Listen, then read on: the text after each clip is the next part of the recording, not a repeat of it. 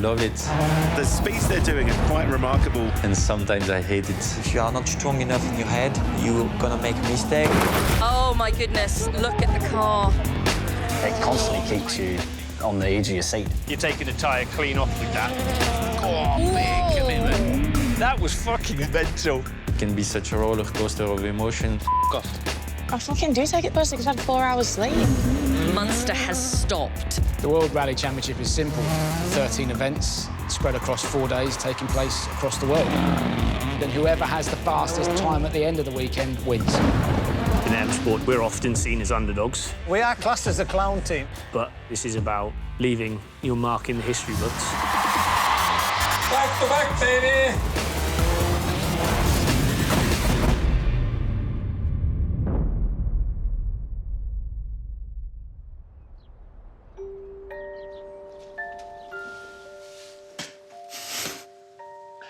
That was good braking.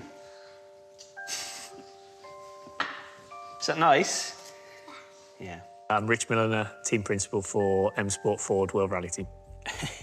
This place is very special to work. You have to have a good sense of humour. You have to have broad shoulders, but the family mentality and feeling that we're all in this together and we all want to win is key for us.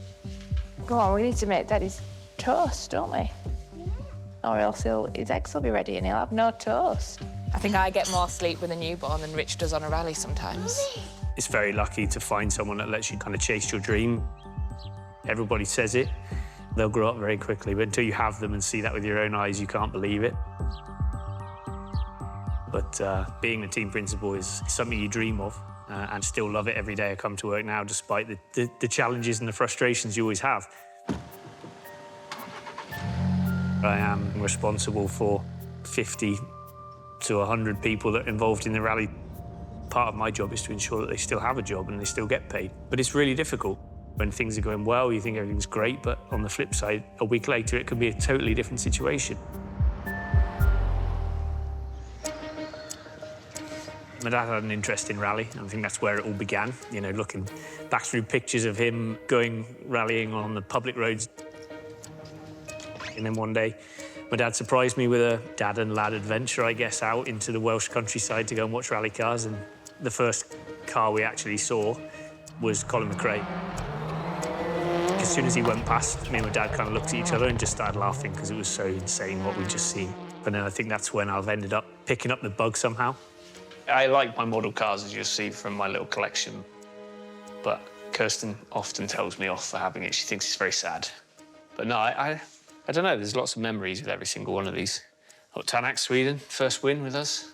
That was quite cool. Sebastian Ogier, 2 great years. 2017, 2018, when we won the championship. You should see my house. Got loads more there as well. But anyway, I like my little obsession. I'm old enough now to just go with it. Don't care what other people think. When I was younger, maybe I did, but not anymore. All right, mate. These 2 are our cars for Kenya. We're sending them tomorrow, making sure we've got everything we need. If we forget something, we're a bit stuck. We're a long way away.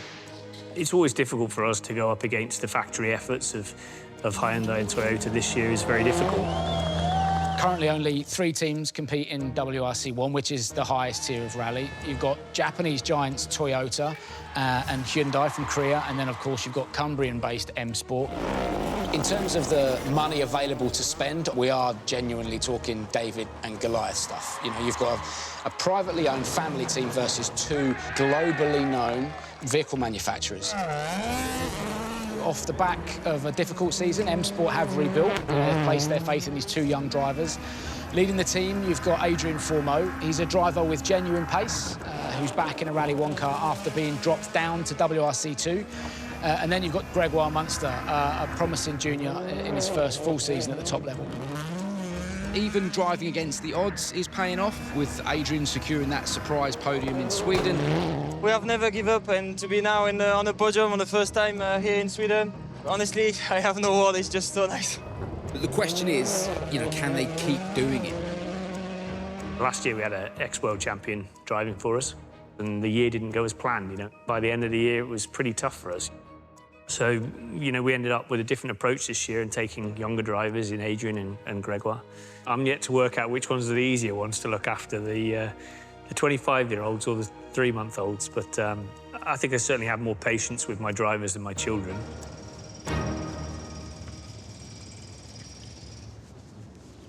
Yeah. There she is. Rio, Rio, Rio, Yala, Yala. I am Adrien Fourmaux, and I'm a Ford World Rally driver. It's the first brand new car of my father in 1987. He wanted to get a GTI. When I was 18, my father did ask me, what car do you want? And I'm like, I want to get the Golf, but I want to rebuild it because she was not in such a good shape. The only thing I didn't do myself was the paint. Rallying, it's a proper team effort. If the car doesn't work, I can do nothing. I'm not sure if she will start. We are a small team, but we are like a family team, so I want to succeed for them also.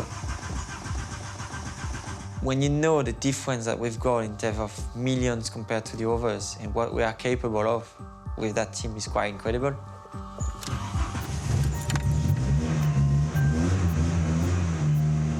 I think we can win. I think we can win. I think it's coming. The main goal is to be world champion.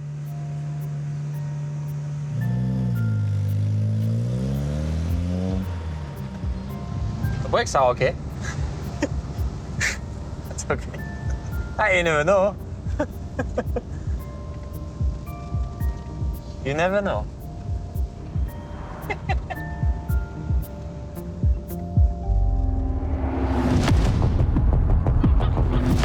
Next port of call is Safari Rally Kenya, one of the most iconic and prestigious rallies in the calendar. Challenging dirt roads, exotic wildlife. It covers over 350 kilometres across 19 stages. It's enough to test even the best driver's mettle. That is literally right on the line of the corner. You're taking the tyre clean off with that. 3, 2, 1. They're going to be up against some of the best in the business. You've got two-time world champion Kalle Rovanperä in his Toyota alongside his teammates Elvin Evans and fan favourite Takamoto Katsuta. And over at Hyundai, 2019 world champion Oit Tanak and 20-time rally winner Thierry Neuville. And then, of course, you've got Esa-Pekka Lappi, who we all know is quick as well.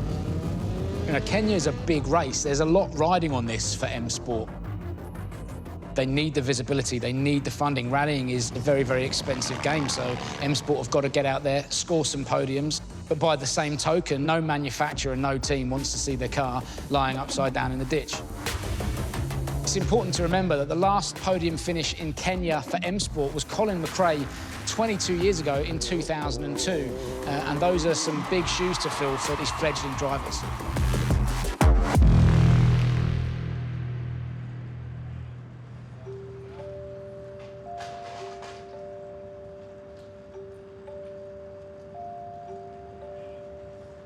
I'm up here to get better visibility of the clouds surrounding us. In this region, my biggest concerns are flash flooding and maybe like damaging lightning strikes.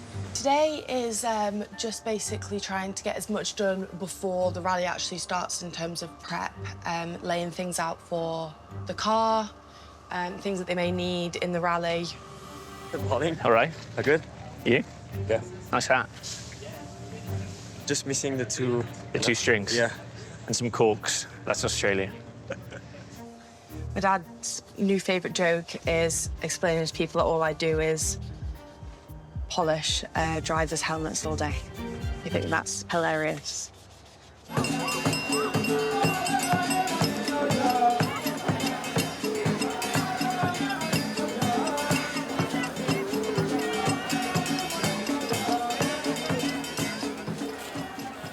Congratulations, by the way. Thanks, yeah.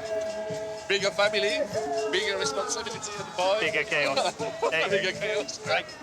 Actually, yeah, that reminds me. Anna messaged me when I was driving, something about chaos and a difficult night, and I was like, oh dear.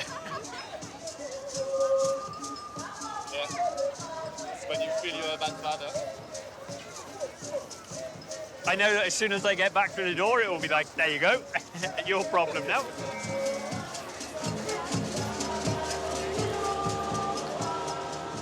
We have returned to Africa for one of the World Rally Championships' most iconic events, the sun-baked savannas of Kenya, hosting the historic Safari Rally. That's not something you should feel because I'm struggling. Happy to start the rally. It's gonna be a bit challenge this one. Let's have some fun.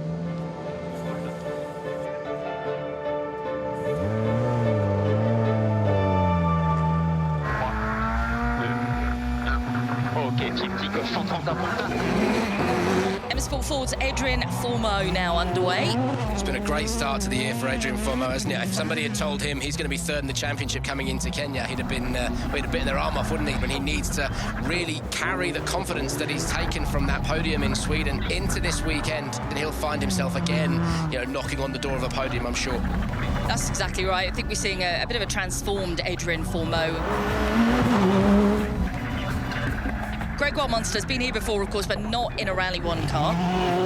So this is a very different feeling, I'm sure, for him. Zebra. Oh, another one. Morning, Gregoire. Welcome to Safari Rally Kenya, mate.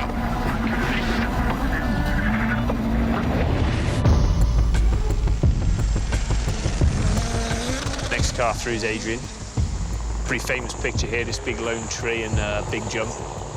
Plus, watching any rally car being filmed by helicopter at very low level is the coolest thing you can get. You don't get this in the other sports car thing that people like. And here comes Fourmaux. Look at that, 180 kilometres an hour as he approaches the jump. Oh, big commitment. Oh, my goodness, that has got to be the biggest jump we've seen so far. Yeah. Jesus, that was mental. You're supposed to be taking it easy. Bloody hell. Gotta watch that back.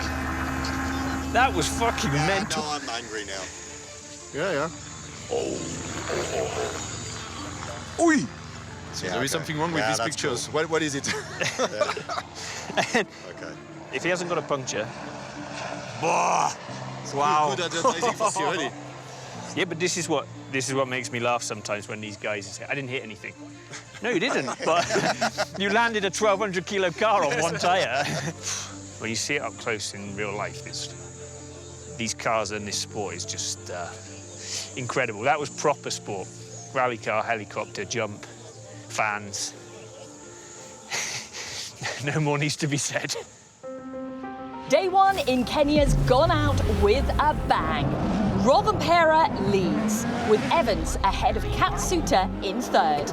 Esa-Pekka Lappi suffered an unfortunate puncture, allowing M Sport's Adrien Fourmaux to finish in fifth, and his teammate Gregoire Munster is in sixth.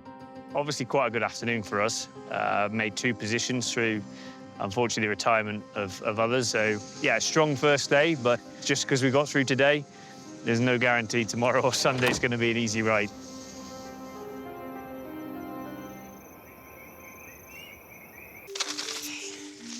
Technically, my job title is a physiotherapist and babysitter of fully grown men.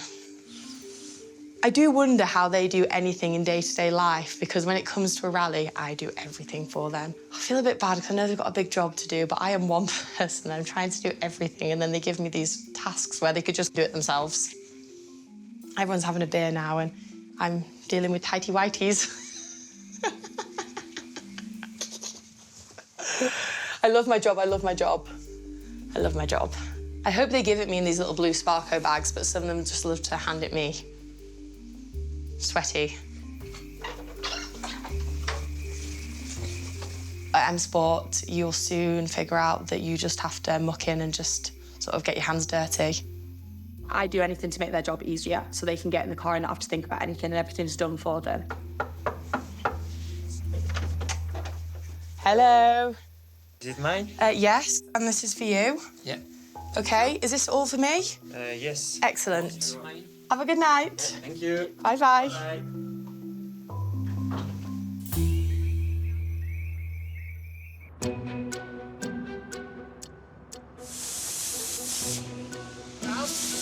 At the moment, I'm driving a bit more like a Rally 2, so I need to go faster, but I would not get caught in the guys at the front are taking some risks. We knew this year was a learning year for you as well, so it's hard, but remembering that as well. Yeah. The thing is, trying to drive around rocks and stuff like this. Those guys are not. And the challenge of safari. Yeah. Okay. We'll see. Probably the most difficult part of my job is trying to look after these youngsters. Having a good mentor is really important. You have to understand what they're going through. And it's trying to give them a bit of guidance, but also allowing them still to have a bit of freedom and try to help them on their way and give them the best tools available to increase their performance as well. We are in Timister Clermont in Belgium. It's where our offices of the family business are. Here you have the mascot, I don't know you say in English. Here we make the gearboxes and the engines. These are all the tires. My father was a rally driver himself, mostly in the Belgian Rally Championship. We are just in love with the sport. We are born with it, and it's been part of our whole life. Yeah, it's a bit like a virus, you know, when you have it once, then it never goes away. I never forced my children to do rally. He wasn't really into rally. He was more into PlayStation, and especially into war games. I was actually fed up with this PlayStation and war games until 3 o'clock in the night, and I was sleeping until 1 o'clock in the afternoon. I took the PlayStation and I threw it in 1,000 pieces. At that time, I was quite pissed. And I said to him, okay, what are you doing? What are you doing in life? And then he said, I want to be like you. I want to do rallies. What? You want to do rallies? Look at you. But he couldn't drive a car. And I was his teacher. Okay, we start, and he's sitting in and sit next to him. I start first gear. And, okay, then second. Then I asked him to do the license for the trailer, but he failed. And now he's in Rally 1, so strange story. It's difficult for him at the moment because he has no experience of these rallies. He still has time to prove something, but for sure, he has to be patient.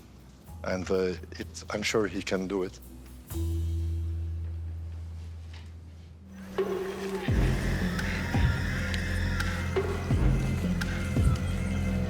Here we are then, day 2, the longest day of the rally at a whopping 160 kilometres split over 6 stages.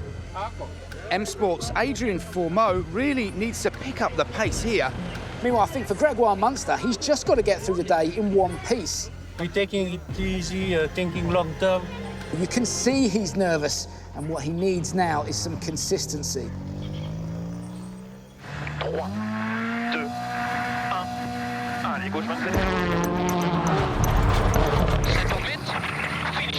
Pressure is the pressure you put on yourself, but if I crash the car, the efforts of so many people goes like straight into the bin.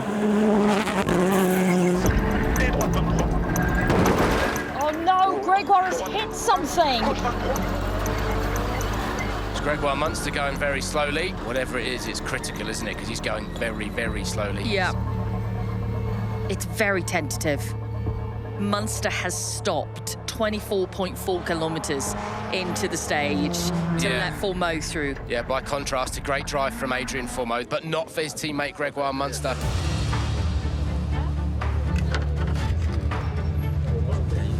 It seems that Gregoire's had to turn mechanic now, and once you leave the service park, you are on your own. You've got to be a jack of all trades in this sport. When something goes wrong or I make a big mistake, I feel first frustrated about myself, and then I think of all the efforts the team put in and how I let them down. You need to sort it out yourself. I will try to fix it. In a very narrow section, we slightly hit the rock. We had it in the pace note, but it just very, very narrow and not even fast, but just a big rock and couldn't avoid it. Yeah, that can happen. It's a small mistake with big consequences. This is the arm that broke. So this is linked to the wheel, and this goes to the center of the car. And when we drove over the rock came here and just cut the arm in 2 parts. We have a check-in time, and then we have 30 minutes of lateness allowed, and then you are out of the race automatically. So no, we are definitely out of the race for today, but we still try to, especially Grégoire. He's a fighter. You have to be like that to be a rally driver. So.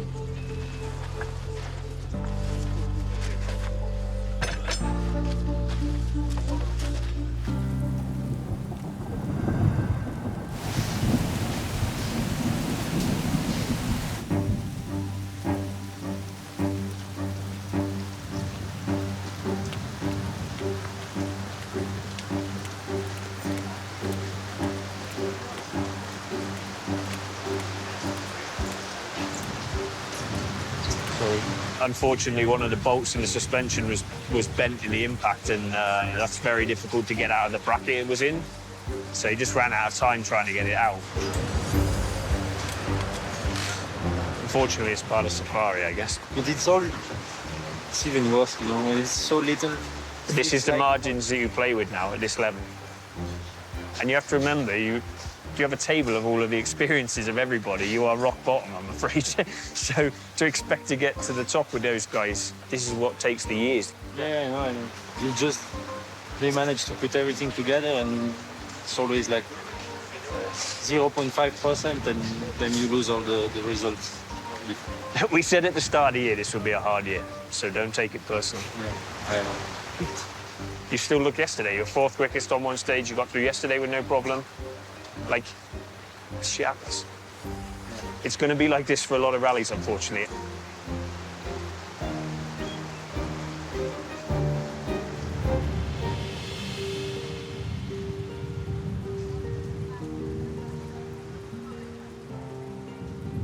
Adrien did a great job, but Gregor, on the other hand, you know, he's annoyed with himself. It's a hard lesson for him to learn.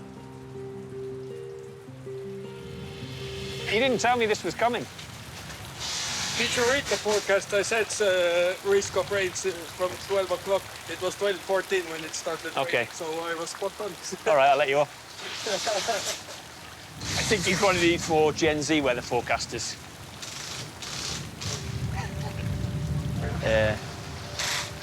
Formula 1 would have called it off by now. Let's go home, lads. We'll just crack on. Grégoire's out of the rally now. It's a shame, but let's move on. You know, we'll worry about that when we get home. Adrien, do you want me to dry them shoes? Let me dry them a little bit, at least. Georgina, bring you some sandals for service. Now we turn fully to Adrien, give him and Alex the opportunity to really push on in this rally. And, you know, we talked about a podium. We think it's achievable, but you can never count your chickens on this one. You think you're going to be there and you think you're going to get a result, and anything can happen. What do you want? No vegetables. No vegetables? This is going above and beyond, isn't it? Dig in. Needs must. There you go, sir. Knife and fork. Thanks. Pretty good team principal. Getting your lunch. It's quite extreme today. Don't worry about anything around you, just you. Right, we'll see you later, OK?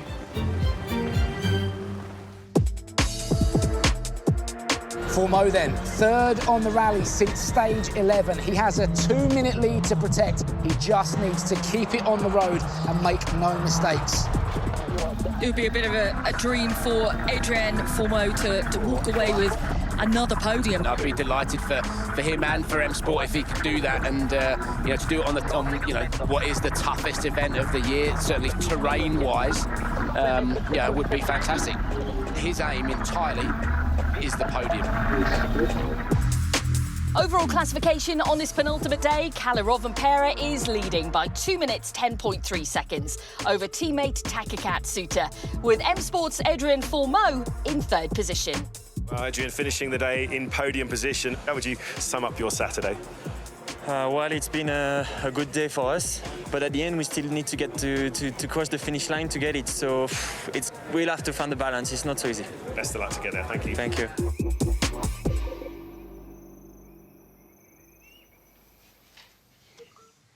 Are you tickling him? Don't put your finger in his ear. Wait. Alfie, do you know who I saw today? Alfie, which rally driver is your favourite? Taka. It's not good for us. Are you pressing the button? Are you going to press the button? Oh, Bye. That was the end of that. He likes to press the button, the red button. He actually hangs up on me if you ring. If he's watching YouTube and you try to ring, he hangs up on you. Well, that was chaotic, but there we go. It's never easy when you're so far away.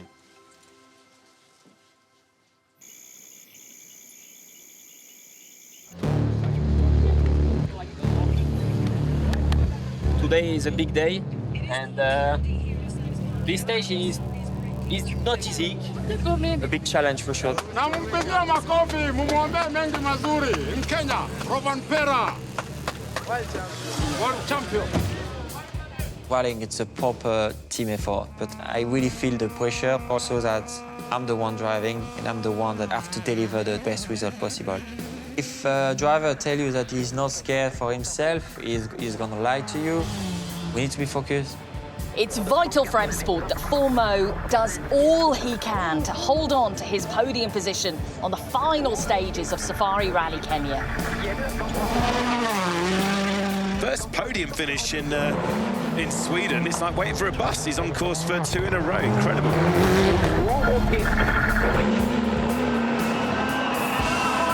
This will mean so much to him and to the M Sport team as well, but it's not a done deal yet. He needs to get through this stage, stay consistent. He can't let off the pace. It's been relentless.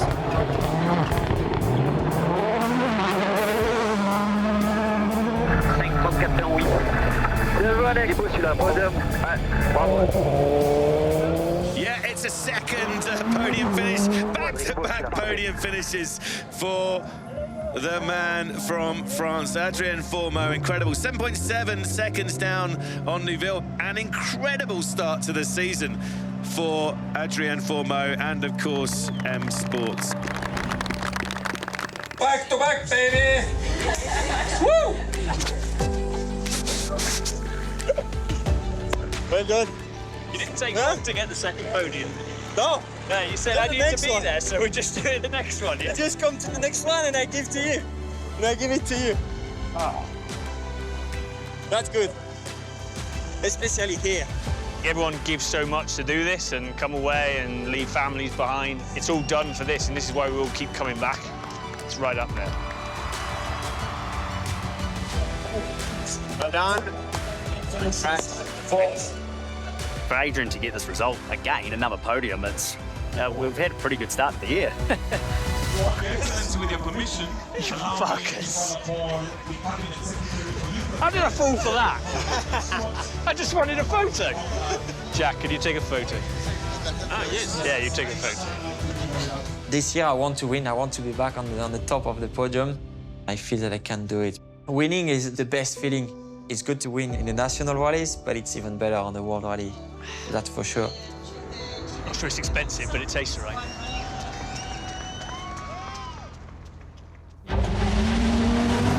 I don't like this place in the wet. You have to slow down, and that's not what we're here to do. Isn't it around here? It's hard to tell. It's really hard. Fucking weather. There was some sort of impact. Oh, fuck's sake.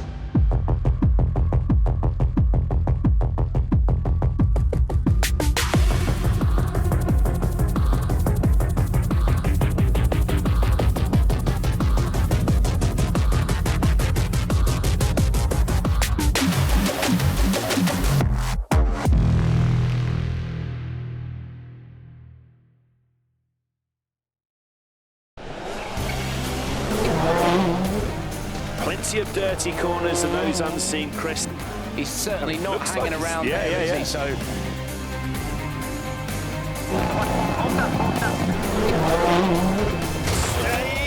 Oh, has he broken something? He's stopped.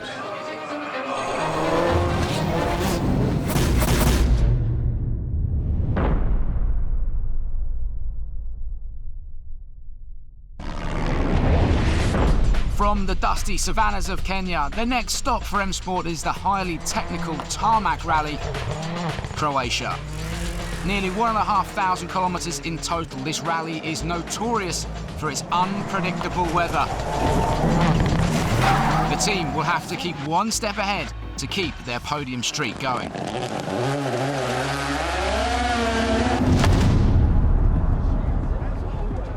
Rally as a sport in this part of the world is very popular. You always get a very passionate fan base. This event's fast, but often narrow. If it rains, it can become incredibly slippery. Rally Croatia is difficult this year because obviously 12 months since we lost Craig Breen, and that was an accident that happened in the wet. Adrien had a big off in the wet conditions in 2022. Adrien didn't do this event in a Rally 1 car last year. So the last time he did it in a Rally 1 car, he didn't have a good weekend. He went off on the Friday, I think it was. He went into a farmer's field and retired from the rally. So you've got to put all them demons away. He's gone right into the hedge there. He's in somebody's garden. Yes, he is in someone's garden. Savage. It's just a prick of a place in the wet. It's like passenger. Yeah. Go. M Sport, we have a legacy. We have examples of extreme success in winning championships, but we've now been going quite a long time without the championship wins. People are expecting us to go in and be competitive, which is great. But then there is pressure on Adrien in terms of continuing the legacy and trying to prove that M Sport is capable of winning, but his experience is slim at the top level. And, we're actually all relying on Adrien to deliver the goods. But there's nothing more pleasurable than watching your young driver beat the old guard as such. Tarmac events are pretty straightforward as a mechanic, but in terms of all the other aspects, like the tyres, that's where the variables come in, which make it quite exciting. We've got the two options here. We've got the soft compound tyre, and we've got the wet. The wet's got the big grooves to allow the water to dissipate, so you've got that contact surface area on the road. The soft doesn't have that, so in a dry condition, this is optimum. But if you get a downpour, the water's not going to dissipate. The flip side, you go with the wet, and then it dries out. Because of the big grooves, this tyre's going to degrade quicker. It's a real balance. You could take a second of K, and to find a second of K in this sport is huge. Rallying's got so many variables, and this is just another one that just makes this sport exciting. It can win or lose you a rally. Warren's our tyre engineer. You'll potentially do things like probably wrap the tyres up so you can't see what they are, because the old tyre spying comes in. Yeah, he's watching. G'day, mate, you all right? He's going to look to see what tyres we put on, how many spares, and report it back. So we've got one from Toyota, and the other guy there in black that works for Hyundai, so we've got two of them there. But he doesn't know who our spy is. Hanek 5 softs, Mikkelsen 5 softs, 1 hard. Neville the same. 2 hards. Ogier 3 and 3. Evans 3 and 3. 2 and 4 from Katsuta. What a spread of choices. Ultimately, in rallying, it's just the driver and co-driver out in the car, and he has to go with tyre choices that he is happy with. Thank you, Warren. It's the driver's final decision at the end of the day. And it just requires big balls.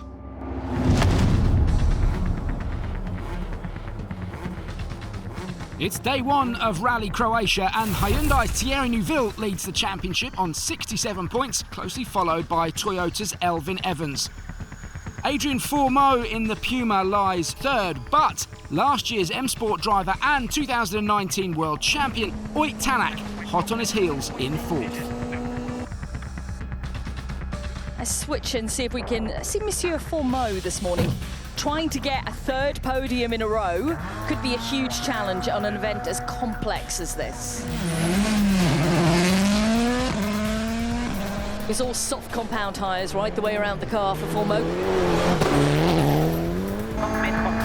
Gregoire Munster is running full soft on this stage.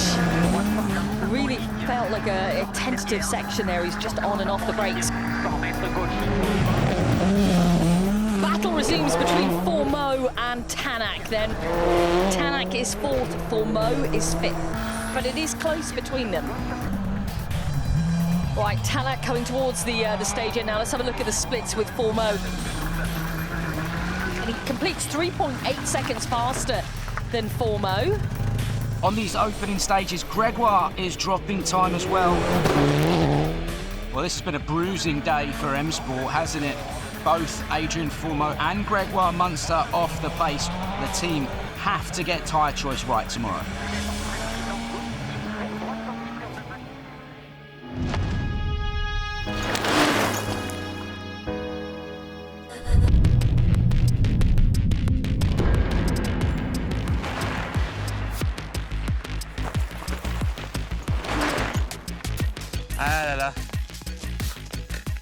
I have a slow puncture here, and this one is now definitely flat. So we're gonna have to fix it. Always the same.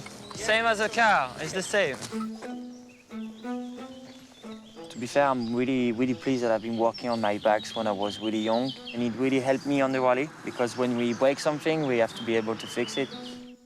It's really easy to make mistakes just by not being exactly on the line. That's why it's so intense and it demands so much focus. That's the all. Hello. If you take the example of Monte Carlo, it's a small mistake, but at the end the consequence is big. Oh my goodness, look at the car.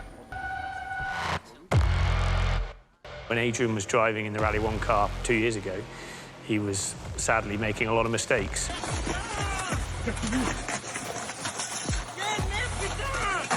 So we put Adrien down a category to get him more experience and kind of make him want to get back in that Rally 1 car. When I heard, I felt it was the end of my career. That was hard for me. When it's your fault, you're disappointed for yourself.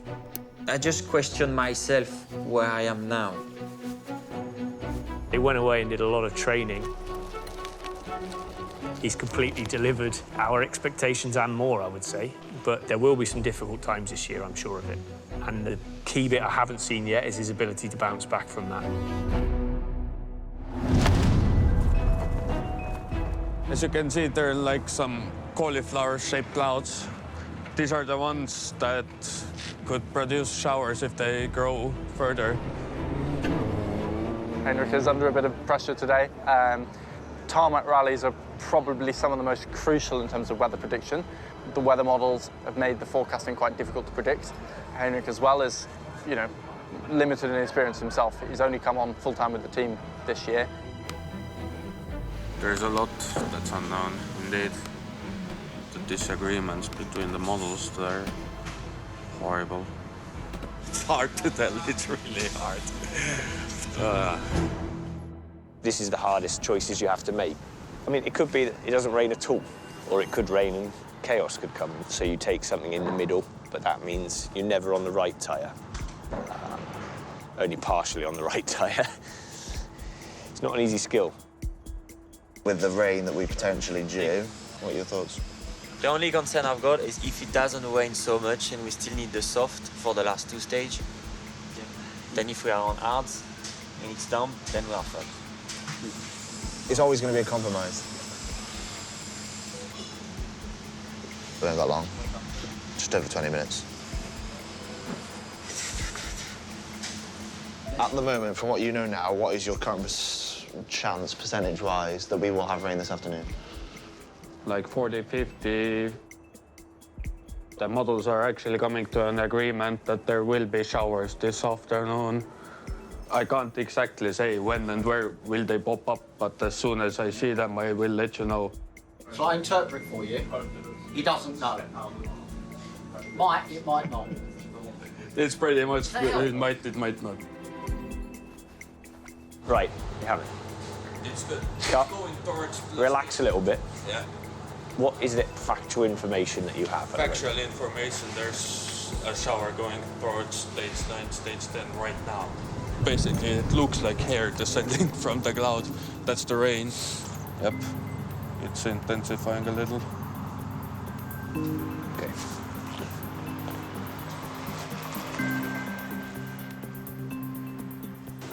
I'm just thinking if we can trust his info. It's got to be down to you, that one. But if it's wrong, when you get there, you've got to be in the mindset it's wrong, and you just have to accept that. Swiss off and 2 blue in the boot. It was looking at mine. Sure. Confident with that? Yeah. Okay, I think it makes sense. What's Greg gone? 4 soft, 2 wet.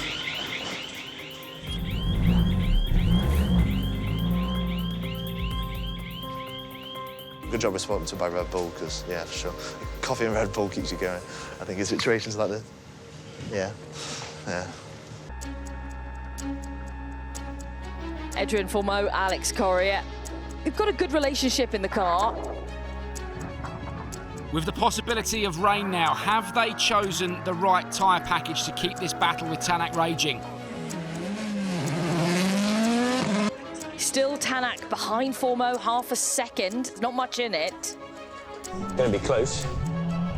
It is Fourmaux right now who's the fastest man in this stage. Even Ogier is a second slower. Remember, we've got Fourmaux in 5th position overall. He's 11.6 seconds behind Tanak. If it stays dry, the hard tyre will really come into its own. It's the balance of being brave and being logical. Sometimes you can be brave and it pays out, sometimes you can be logical and it doesn't pay out. But that's the thing, is matching Lloyd's pace. You can see him just using all of the road there. It's a great drive from Adrien Fourmaux. The weather gods are really smiling down on these fellas today. It's stupid how lucky the guys are getting. Like really, new strong shower developed just south of the stage. Gonna miss it. They're just getting insanely lucky.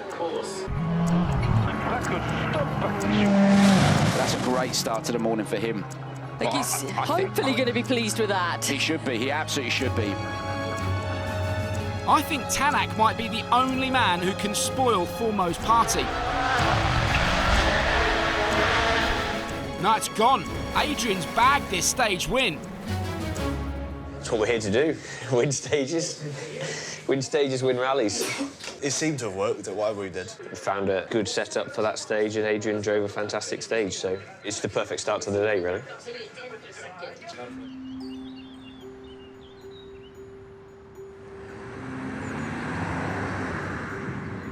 He's just taking care that nobody is touching the car. I'm the driver, so I have the privilege that I can go away a little bit.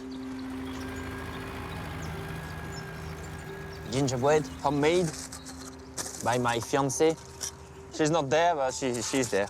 How are you? Good? Good. Okay, thank you. You know, if we are on first, we are last. so then it's nice to have a fastest time, because at the end it shows that the car and the drivers were fast in that stage. So everybody is pushing in every stages. So when you get to the point that you get the fastest time, then it shows that you have been competitive.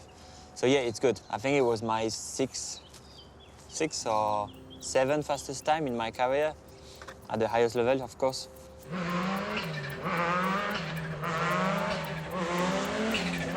One thing that people don't really understand is you have only 1 year contract. And in 1 year, if 1 year don't go well, everything goes down. So every year you have to show something positive that will push people to continue to support you. And now on the Rally 1, there is what, 8, 10 seats in the world. So there is a lot of people who want our seats, and then you need to show that you deserve to stay there and not having somebody else replacing you.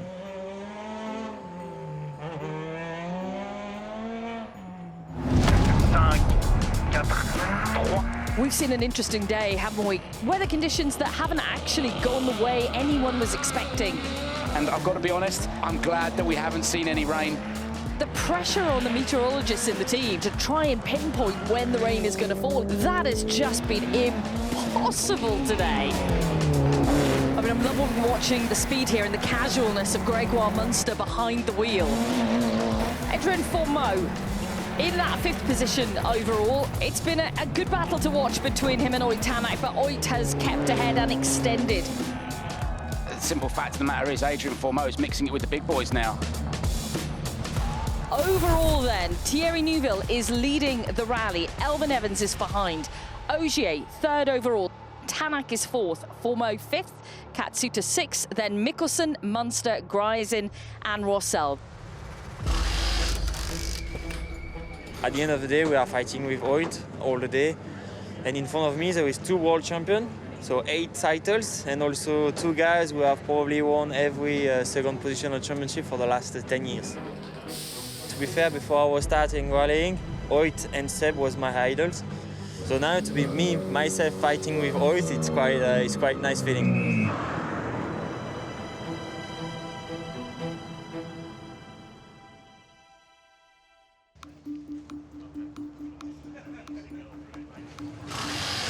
Oh dear, now he's yawning. I mean, it is 10 to 6. Wake up time. And we've been here an hour. Another lengthy rally sleep of about 3.5 to 4 hours. Fucking long days.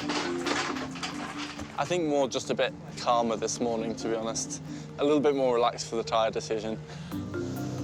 That man's put a cone on his head.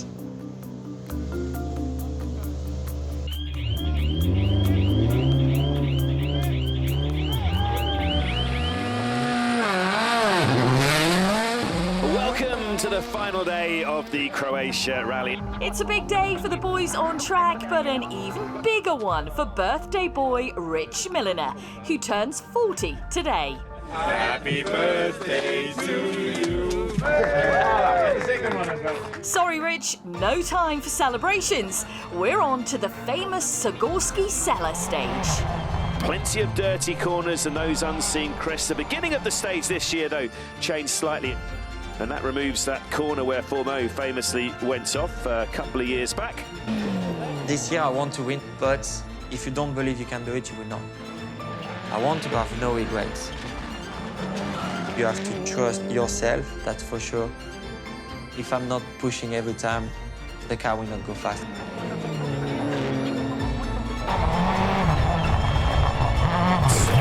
Oh, Adrien. That was a moment there. That was a moment. Something's broken. Front left. Oh, he's hit something. Oh, has he broken something? He's stopped. Yeah, he's fucked something. Oh, that's not good. That's a disaster for Adrien Fourmaux.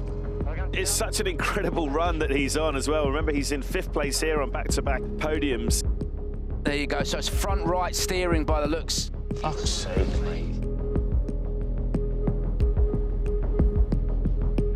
Yeah, it's situations like this that make or break a top-level rally driver. He needs to get that car moving again.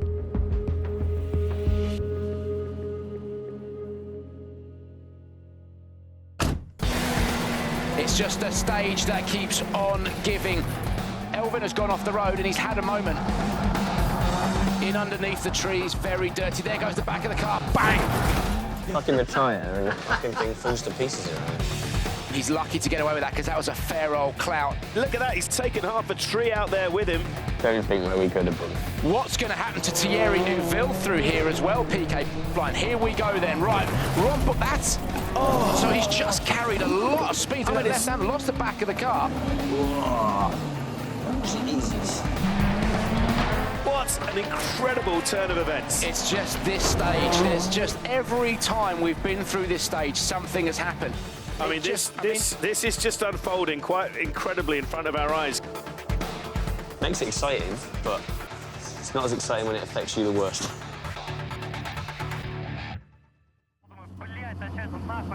Another little bit of good news for M Sport fans. There is reports that Adrien Fourmaux has got that repair made and he is moving again. That's great to see. now. How repaired is it? He's certainly not Looks hanging like around there, is he? So I mean, the top 10's long gone today, so his job now is very simple. Get through today's stages. He's done well to get that car repaired by the side of the road. Good job, boys.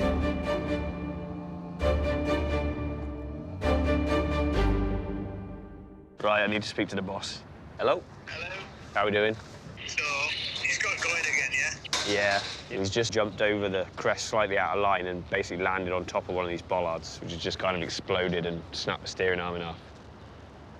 Yeah. If he can keep going, he'll get his points for yesterday then. Yeah, and he'll still push on power stage. Fair play to him, he's going to go flat out now with a compromised car. Anyhow, happy birthday, 40-year-old. Thank you. Anyhow. All right, I'll give you a call later on. Cheers, Rich. All right, see ya.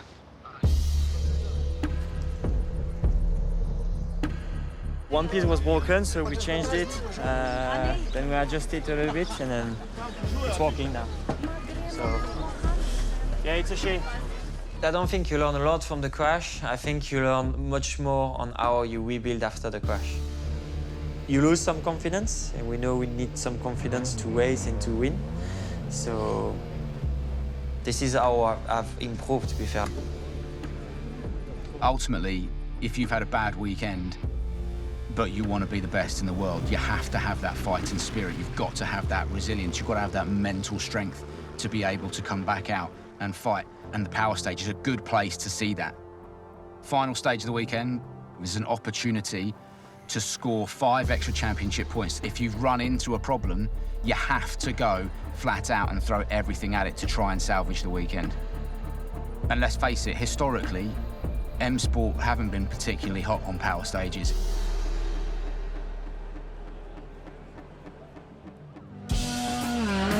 Adrien Fourmaux back out. It's incredible, isn't it? The last time we were watching him, he was parked up in a field a little bit down the hill for about 15 minutes, but just shows you how well they can fix that car.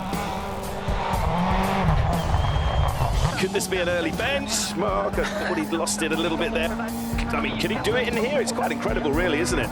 Adrien Fourmaux is definitely getting stuck into this stage, isn't he? There's no question about it. When you are on the edge, it's a feeling that you are actually on the limit of the car. You need to play with the car, the compression, you need to play with it.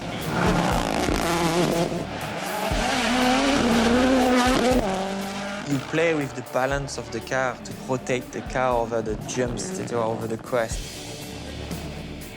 You are not passenger, it's you controlling it. It's something really special. He's come back out, and he wasn't leaving much on the shelf through there, was he? Adrian's had an absolute stormer through here.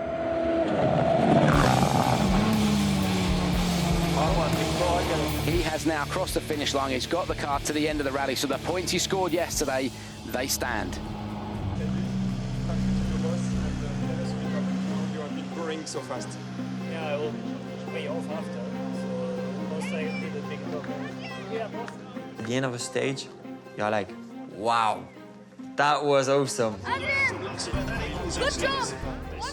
As soon as you stop, the adrenaline is changed to joy, and it's like, wow, that was good. And now I've tried to be closer to the edge every time.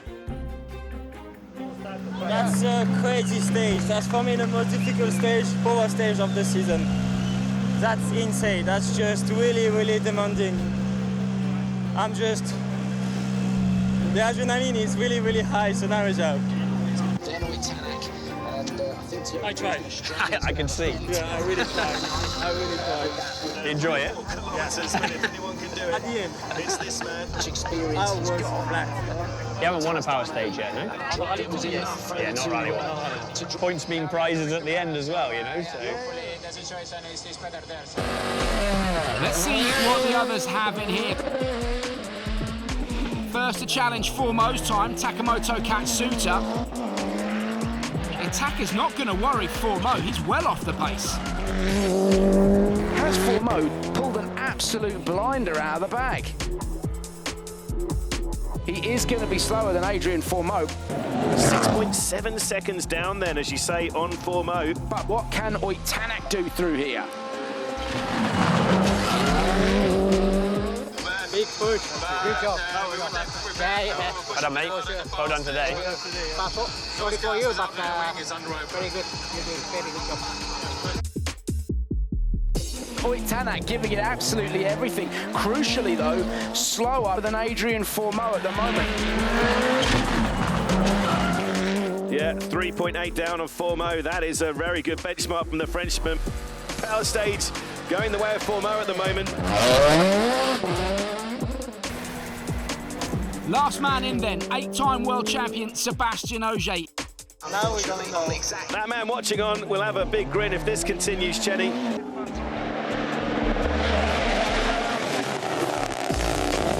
He's quick. He's always quick, isn't he? But he is down on Adrian's splits. Sébastien Ogier is not going to reel in Adrien Fourmaux.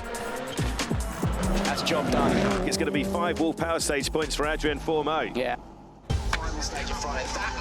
Happy birthday. Thanks, mate. 5 points. 5 points for a 40-year-old. I don't want to make you the life too easy, so I want to have you like roller coaster. It's a good story. Another one for the history books. Yeah, exactly. Well done, mate. Well done.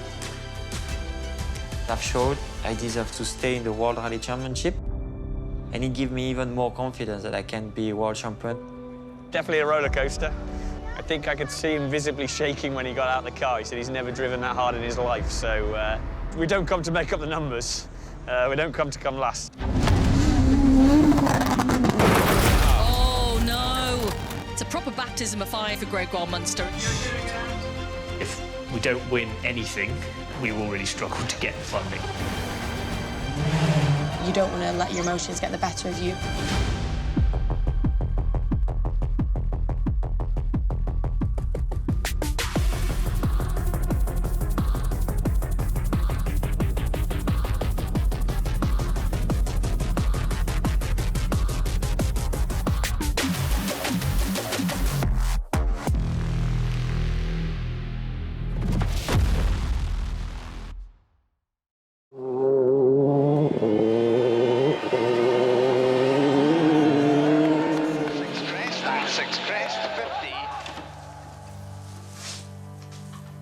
We moved into here in 1993. Don't disturb my cows. It's looked a little bit different in its day. We had bays for 7 cars. We used to store all the panels up there, spoilers on the hooks. Oh my God. Bloody hell. These are all full of driver's overalls. Michael Park, Mikko Hirvonen, Jarmo. So this was my parents' car breakers yard. We used to get the local rally guys coming in. They could see I was interested. I was only 10 or 12, I think. They said they were doing a rally that night. Would I like to go in the back? And I said, absolutely. Went and told my mum. She said, you're not going? I said, yes, I am. So eventually won her over, came to this first junction. The guy put the car sideways, and that's when I got the bug. People said it was impossible to run a rally team, particularly the World Rally team, from this part of the world. But I was just so determined to make it work.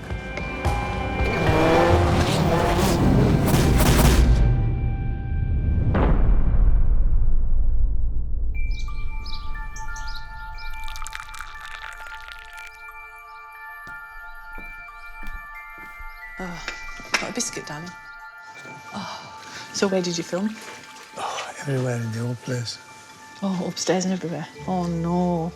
You see, you should have had it tidied up. Takes you back down memory lane, doesn't it? Just looking at things. Yeah, it's a long time. God. I was 17 when Malcolm came to buy my dad's rally car. And that was the start of it, wasn't it? Yeah, I started the business the same year that I met Elaine, Yeah, 1979. I think probably nearly every driver has been through this house. And then Elaine has been the mum to a lot of these young drivers after they've had a what is it, hairdryer moments, should we say, Alex Ferguson moments. So Elaine's looked after them and they've, you know, cried on Elaine's shoulder. And You do tend to mother them a little bit, the young ones, you know. M Sport as this family-run business with Malcolm and Elaine. Yes! Malcolm Wilson was a rally driver and built M Sport back in the day from, he won't mind me saying this, but it was literally at his house in a shed. He took on the rallying program for Ford. A few years passed by and Ford decided that they were not going to stick around. So Malcolm has suddenly had to find a way to carry on this team. Ultimately, that is the uphill struggle that they have got now. If the day were to come when M Sport were not to be a part of the World Rally Championship, that would be very, very sad.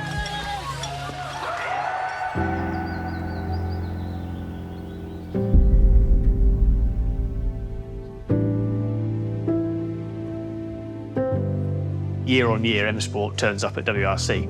So the perception from people is that we'll be fine. We have to work incredibly hard behind the scenes to make sure that we can be there next year and the year after.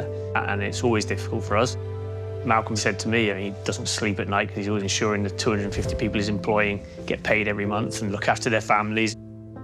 It's horrible thinking that what happens if we can't make it work. And there's a lot of things that go on in your head that stress me out. We have everything riding on Adrien this year. If we don't win anything, stages, rallies, events, we will really struggle to get the funding. So we have to win.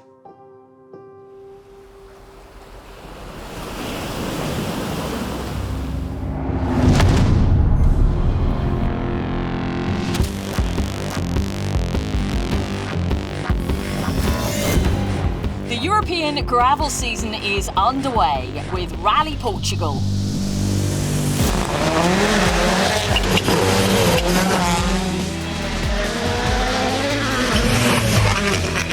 "22 stages over 370 kilometres. It's hot, it's fast, it's dusty. It's a classic rally.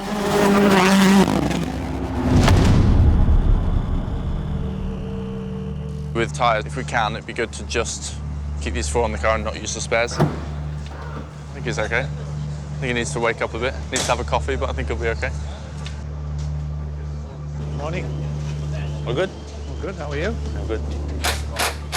Hello, boss. Hello, Mr. Fourmaux. How are you? I'm good.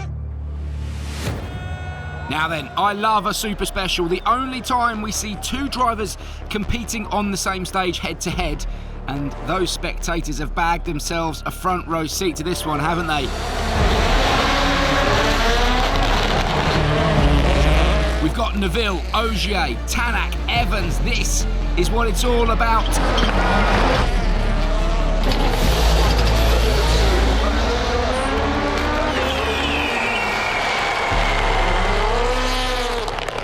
Next up, M Sport's Adrien Fourmaux, alongside him Fabrizio Zaldivar.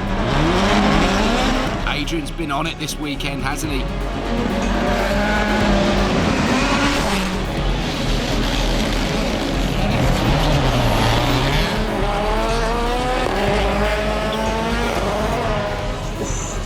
God, that car looks good.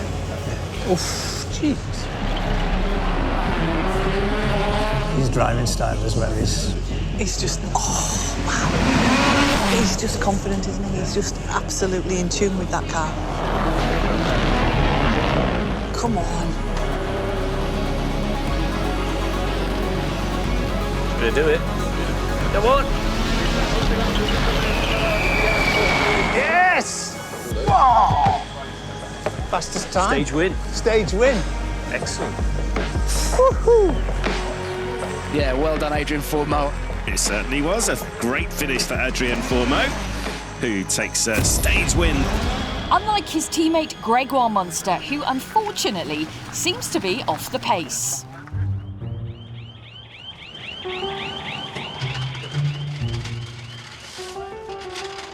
Well done, good rally. You're getting better at this driving, aren't you? Huh? You're getting better at this driving. You think? Yeah, I think we could make a career out of it. Yeah? Yeah, job. Yeah, maybe. I know Uber Eats are always looking for a driver. Uber Eats. Bastard.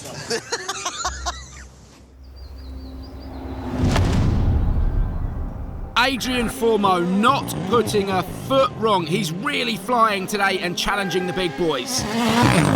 Gregoire Munster now up. The rookie has been struggling so far this rally, but he'll want to be setting competitive times and showing people he deserves to be here.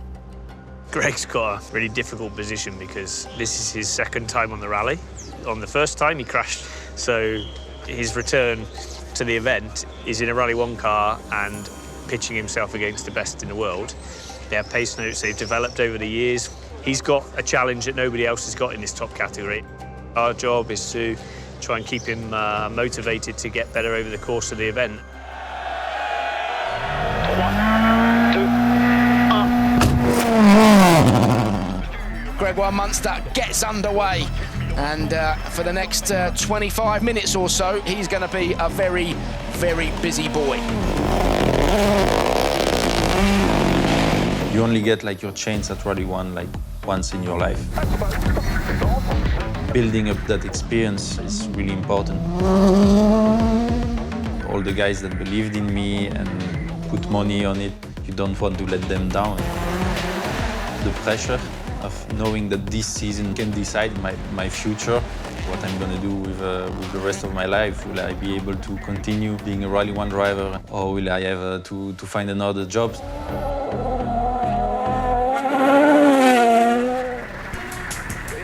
It's a proper baptism of fire today for Gregoire Munster. The speeds that he's wanting to reach out then.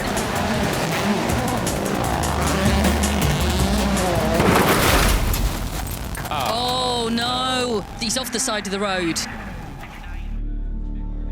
Half spin and he's hooked that front left wheel just over the edge. There's no one around. They need people power to move this car. It's stuck there. He's literally just spun around and the wheels are still on the ground even. It's just this centre section. I assume he's gone to try and find some spectators because literally 5-10 people will be able to just push him out. Gauche 90 plus sur plat. 60 mètres. Droite 130. Look, like you say, he's fiddle braked here to get the rotation there. He's off his rocker.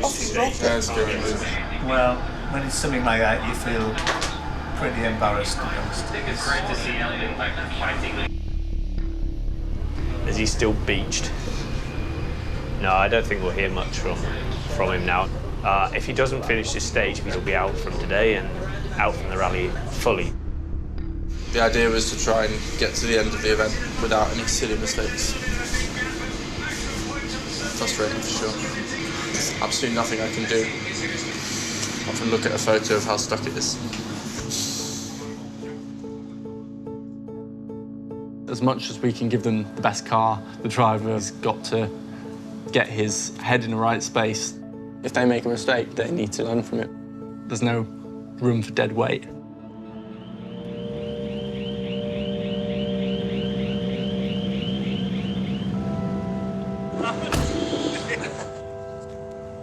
Did you get caught out by anything, or what do you think happened?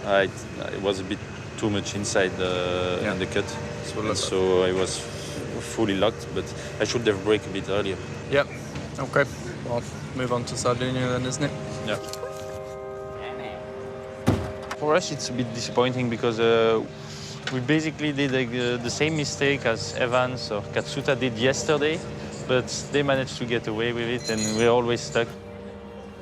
The thing with rallying is that you know that there are a lot of people working for you, and so when something like this happens, you have the feeling that you let them down.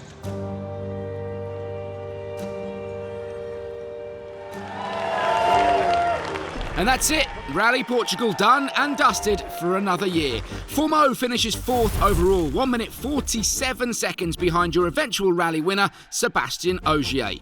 Gregoire Munster posting a DNF here in Portugal, though. That puts the pressure on as we look ahead next to Rally Sardinia. Munster with a bit to prove. I'm always looking for drivers since we took on the Ford contract. Gregoire has got a great personality, but he's still got a long way to go. That's the sad thing about the sport. It's so much about experience. And obviously, it can be a long process and obviously very costly. When you invest in somebody to start with, you really don't know whether it's actually going to turn out to be the right choice. Hi, Christophe. Ça va bien? Ouais. Let's go. Do some flexion in your knees. 5, 4, 3, 2, 1, push. If something happens, it's a consequence of a bad decision. You will feel a bit frustrated with yourself for making that mistake. But it's also important to learn from it. At the end of the day, comparing Rally 2 or Rally 1, you feel more exhausted? I would say mentally I am, not specifically physically. I have a lot of lack of experience compared to the other, and I try to compensate my lack of experience by watching a lot of onboards on the weekend as well. Often I have to make my own pace notes, while the other have them already from previous years, so I start from zero, from a blank page. I'm really tired at the end of the weekend.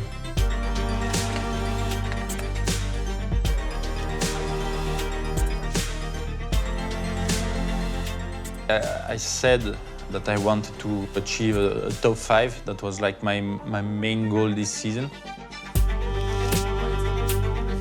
So if you want to be the fastest, you need to have everything right.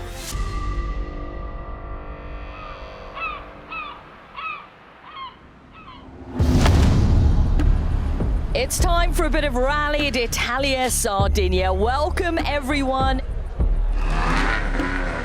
We are in Sardinia for the 6th round of the World Rally Championship in a place called Alghero. It is hot, it's really hot. It's almost too hot. I'm near enough every day, thinking, how nice would it be to have a beer here? How nice would it be to have a beer here? And then I think, oh wait, I'm here to work.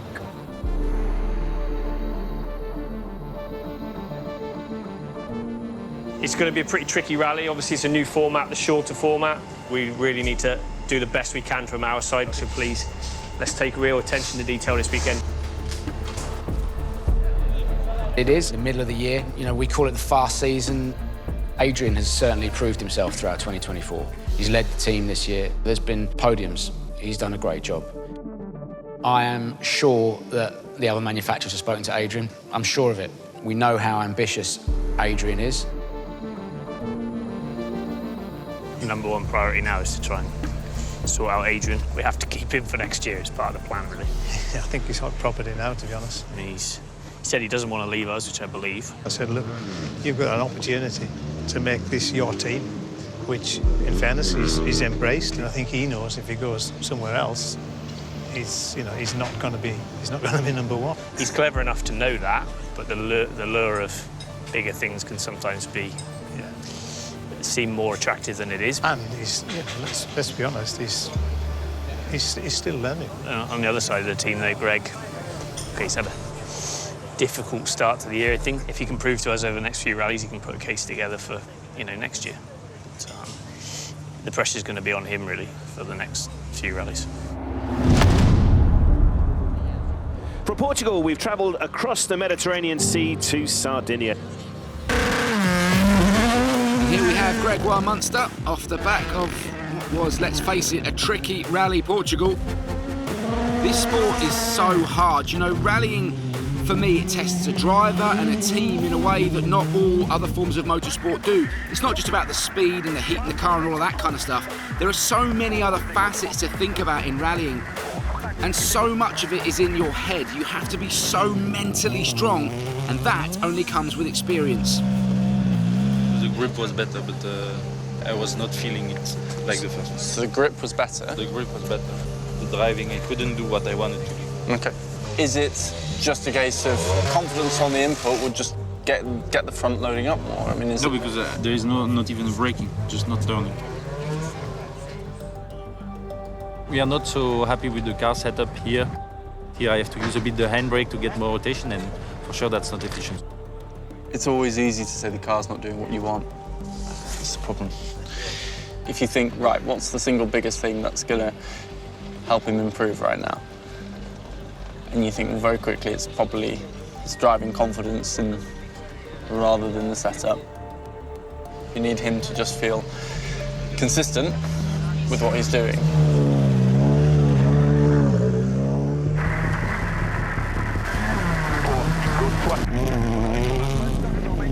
You don't have the steering wheel in your hands, and you feel if the driver is comfortable with the car or not. But you can feel a lot of things with your, basically, sorry for my language, but with your ass, because you are reading the notes, so you are not looking at the road all the time. If you are not comfortable with the car, you will not feel confident in yourself, and so you will struggle to drive, you will overthink it, and you will be slower.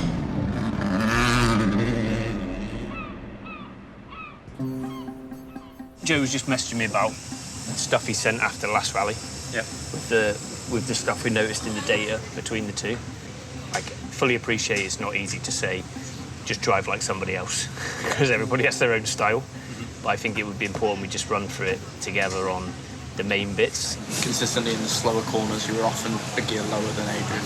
Yeah. The main thing, I guess, I want to speak to you a little bit about why it was feeling natural to reach for the handbrake. I'm maybe hesitating in some corners, you know, the fact that the stages are a bit new to me and so on. Quite often on the braking, your first input is hard, like a lot of, 80-odd bar, but then you'll come off and you'll have, another brake. Yeah. Honestly, I want to do a good Friday. I think we all want a result after the last rally was disappointing for everybody.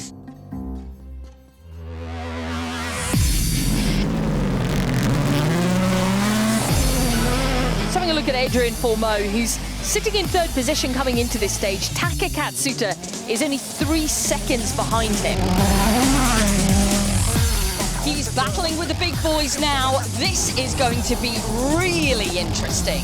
Yeah, it certainly is, Bex. M-Sport have to make sure they've done everything to give him the car he needs. This doesn't look good. Yeah. We've lost some time. Have we clipped something?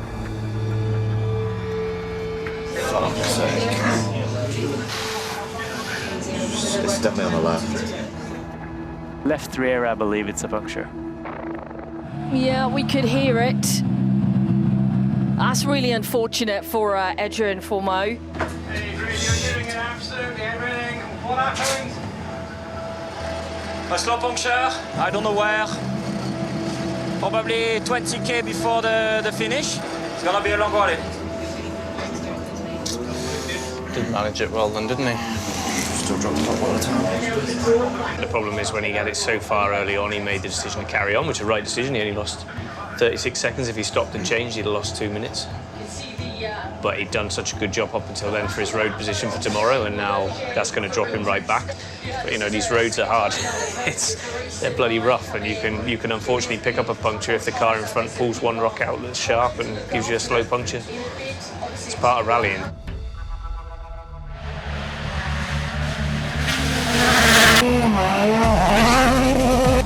Back out on stage, tyres changed.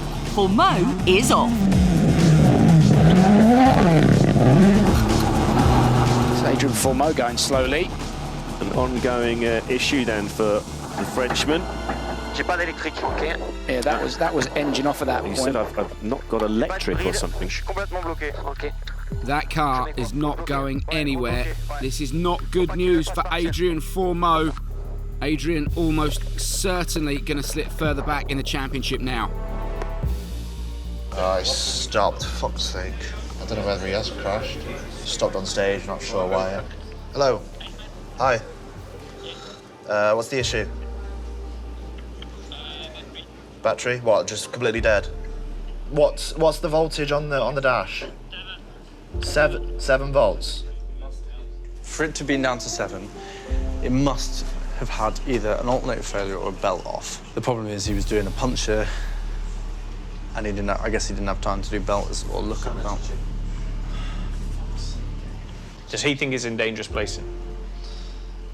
I think where it is now is far from ideal, but he thinks it's probably worse going far ahead and getting stuck.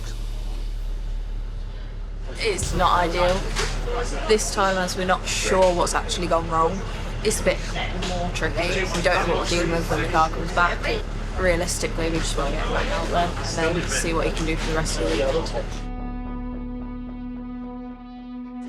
It's very frustrating because we've done so well up until now. We've not had any real issues. When you're doing terrible, the morale's obviously quite low. It's 7:20. So yeah, it's going to be a long evening or a short night, depending on how you look at it. I think you have a mechanical issue, but it's a part of the game. It's the mechanical is not perfect all the time. It's possible to have a little bit of mistake for.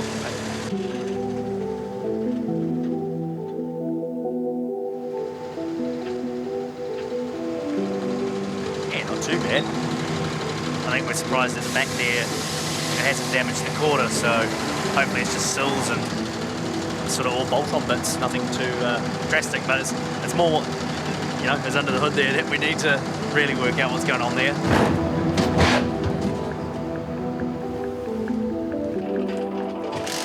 So we've just had a quick look at the day. We haven't had a full look through yet, but yeah, definitely alternator related, I think, from an impact.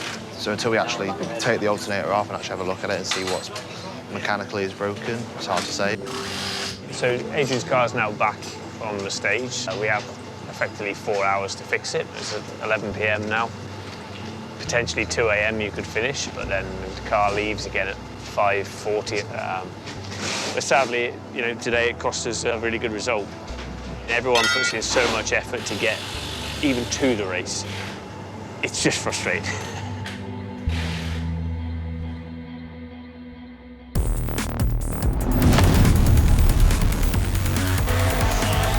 M-Sport Puma of Gregoire Munster on its way then. It has to be said, he is putting in some reasonable stage times here in Sardinia. And he's got quite a job on his hands today after Adrien's misfortune. He really needs to step it up for M-Sport. It's okay, just happy to get through. It's such a difficult stage. Here comes Adrien Fourmaux then, back out again today. It looks like he's still having problems. On next then to the remote tyre fitting zone. Just 15 minutes to get those problems with Adrien's Puma sorted. Let me tell you, it is a tense atmosphere in the M-Sport camp. So with Adrien this morning, he lost his front brake, so he spent I don't know how long on that stage. He was having to slow the car down on the handbrake. So yeah, far from ideal. So we've got tyre fitting zone now. With the brakes, we should be able to fix it. It's the nature of rallying. At the end of the day, you're driving a road car down things that you should really not be taking a vehicle down. You get away with it sometimes, unfortunately here, not. And it's just like a bit of a kick in the teeth. Like I say, it never feels any better when you have a shit day, like today. You don't always get right the first time. When things are going the wrong way for the drivers, instantly that puts huge pressure back on the whole team. I'm gonna go get the umbrellas. Can I just... good idea, yeah. Can I pass them along here or not? And then you... Not really sure, to be honest. Okay, I'll do some running. You wanna... Just running around like a mad person. You get given a time that the cars are roughly gonna be arriving at the media zone, so when you hear that noise, you just have to, like, run to where you're meant to be.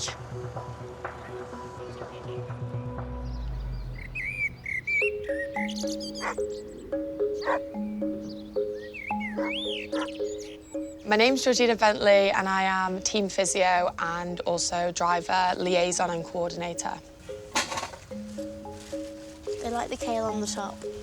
Okay. Rallying has been a big part of my upbringing.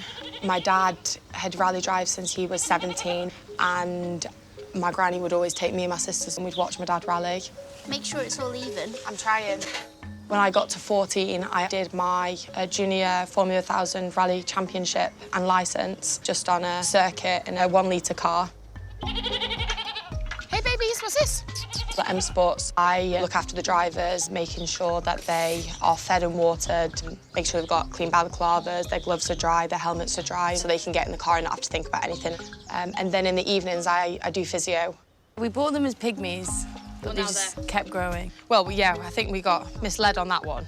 M Sport have this rough and ready, this a bit of rustic outlook on rallying. It's no secret we don't have as many staff as maybe the other two manufacturer teams. This is actually where I practice being caring and nurturing for my co-drivers and drivers. I practice on the goats. Kind of similar, kind of annoying sometimes. Love them unconditionally. It's the only time anyone wants me. Hangry, hangry. Always good for snacks.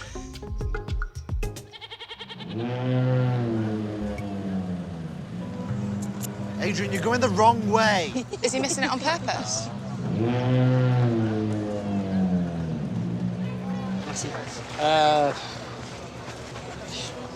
Not great. Not great because you have a lot of problem with the car.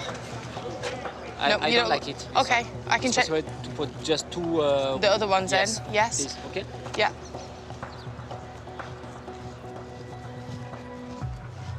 Yeah, that's quite frustrating because I think we were doing a good rally, pace-wise and tire management, etc. But just the car breaks down every day, every loop, so... Is there anything to eat?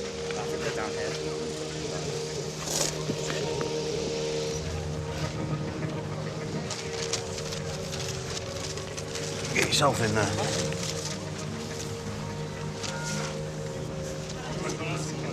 Just do the opposite as this morning. 3 hearts. I don't know, just do the best. I'm just too tired to think. Georgina, is there any other pasta? Please.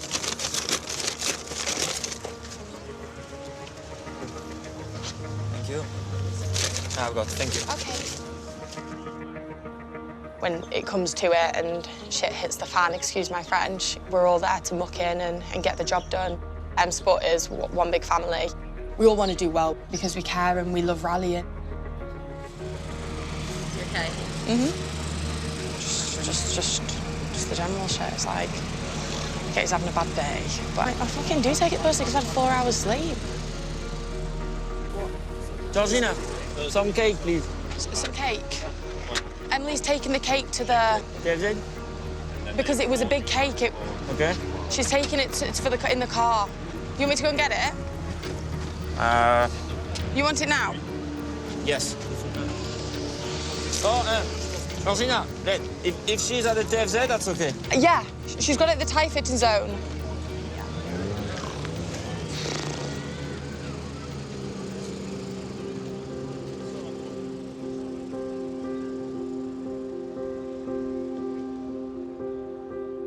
When you're tired and you're away from home, you don't want to let your emotions get the better of you.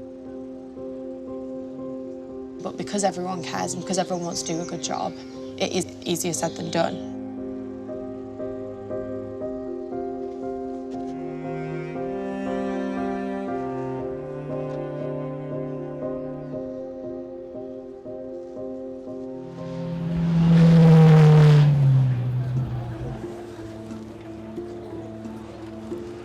So we got roughly about 8 or 9 minutes left.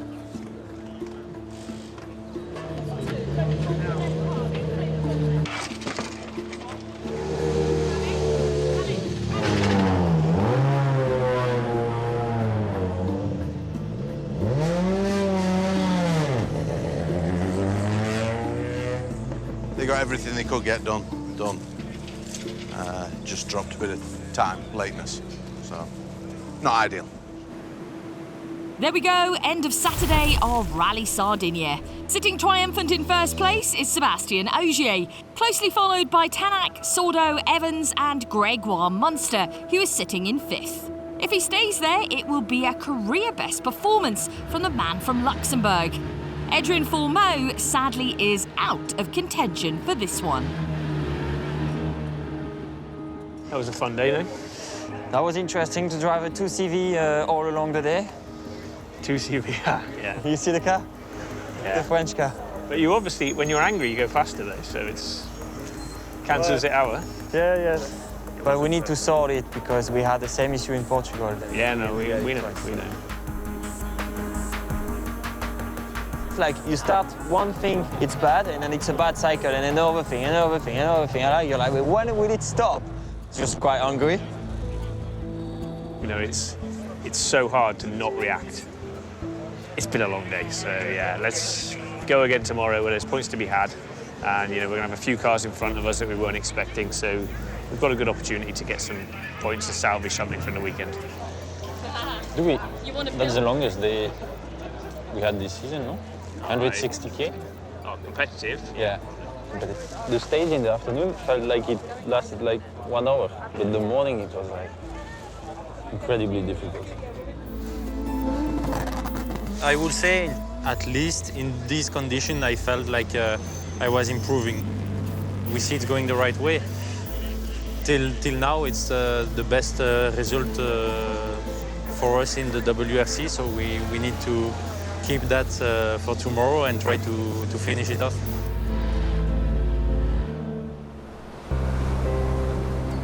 Last day of Rally Sardinia. Adrien Fourmaux has slipped way down the leaderboard. Very uncharacteristic for him. Has he got the mental headspace to turn his fortunes around today?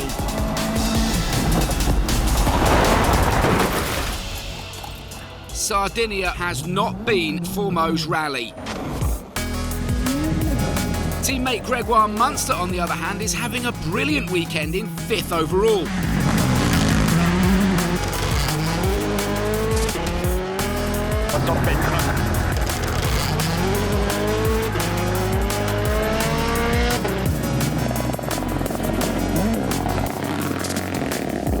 It's been a real mixed bag for M Sport in Rally Sardinia.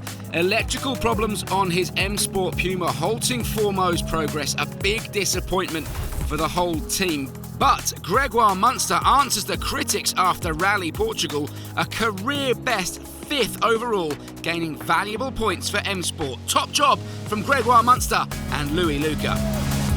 There you go. Yep. Onwards and upwards. That's exactly the kind of level we want to start finding again. Thank you very much. Good job. Well done.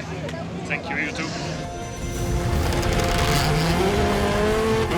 We doubled our scores in the championship from all the rallies before. We just doubled it in one rally, so it's good. Now we want to do it every rally again.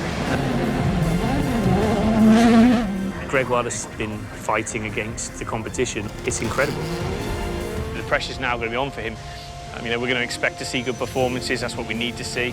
You think you start to relax as the year goes by, but actually this is where the pressure really mounts, and the hard work needed by the team is going to get even more and more important. M Sport's bringing in new blood for Rally Poland. Adrien will certainly not want to be shown up by Martin Sesks. Don't let that get to you. I'm a part-time driver. Martins is phenomenal here. It is cutthroat world. If you're not gonna perform, someone's gonna outperform you.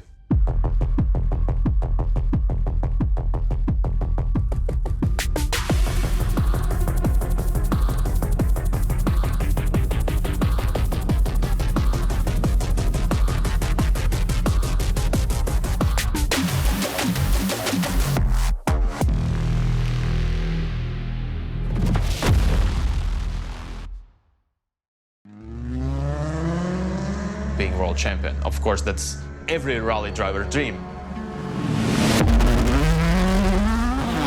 I am a perfectionist.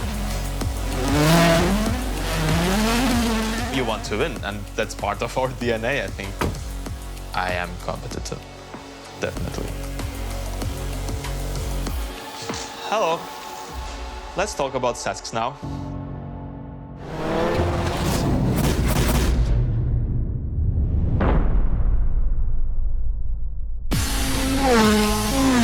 From scorching Rally Sardinia on the Mediterranean, we've returned to mainland Europe for 2 back-to-back lightning-quick gravel rallies in Poland and Latvia.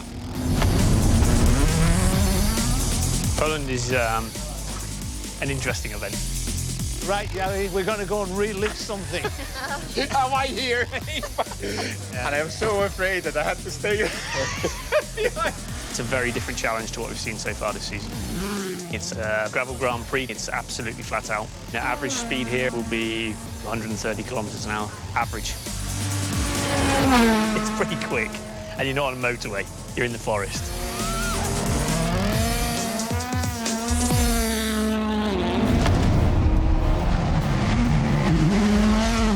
It's a big day for M Sport.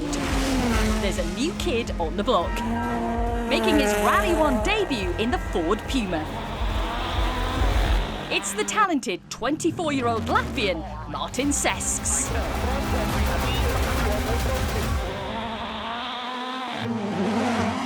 I'm Martin Sesks. I'm a new driver with M Sport Ford World Rally team. From outside, I could be looking calm, but like inside me, it's like everything is boiling. I'm third-generation driver. I started driving from age of 14. My first race in the go-karts was the age of 7. It's in our blood, in our family. M Sport is the place where you come as a young driver. And to be part of this is just unbelievable. Malcolm has had a philosophy for the last 20 years of giving younger drivers opportunities at the top level, and that's where we've actually found a lot of our most successful drivers. This weekend, we've got the opportunity to give this young Latvian up-and-coming talent an opportunity to drive these top-level cars. He's going to make his debut here, building up to his home event in Latvia, so only 2 events. It's hard to know how he'll do. It's very hard to jump into this very top level. Ultimately, if a new driver comes in, right, jumps in the car and starts matching your times or worse, beating you, then suddenly you become vulnerable. All of that gets into your head. Gregoire and Adrien will certainly not want to be shown up by Martin Sesks. It is cutthroat world. If you're not gonna perform well, someone's gonna outperform you. There's M Sport's new talent, Martin Sesks. He's absolutely on it. This is a great effort from our young Latvian here, keeping up with the best and really outperforming all expectations of him. He's going to have a big smile on his face when Molly tells him, "You just got second quickest, my man." Martins, good morning. That is second quickest, just 3/10 off the pace. Unbelievable. What? Yep. Okay. That's it for the interview. Why? Why so fast, huh? Were you taking it easy? Yeah. You know, there's this meme video in the UK. Why are you coming so fast? Why are you coming fucking fast? It's all right. I have to think now. What are you going to think about? I don't know. Thank you.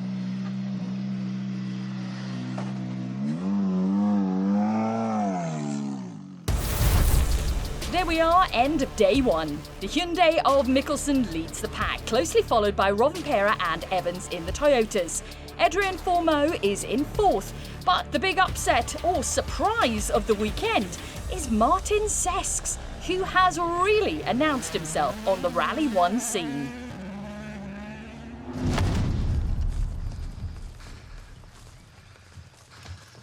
The best spot is over there, off to the top.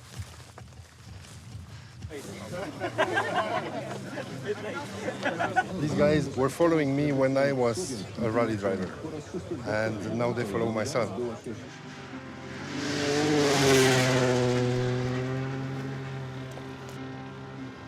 Now it will be Greg.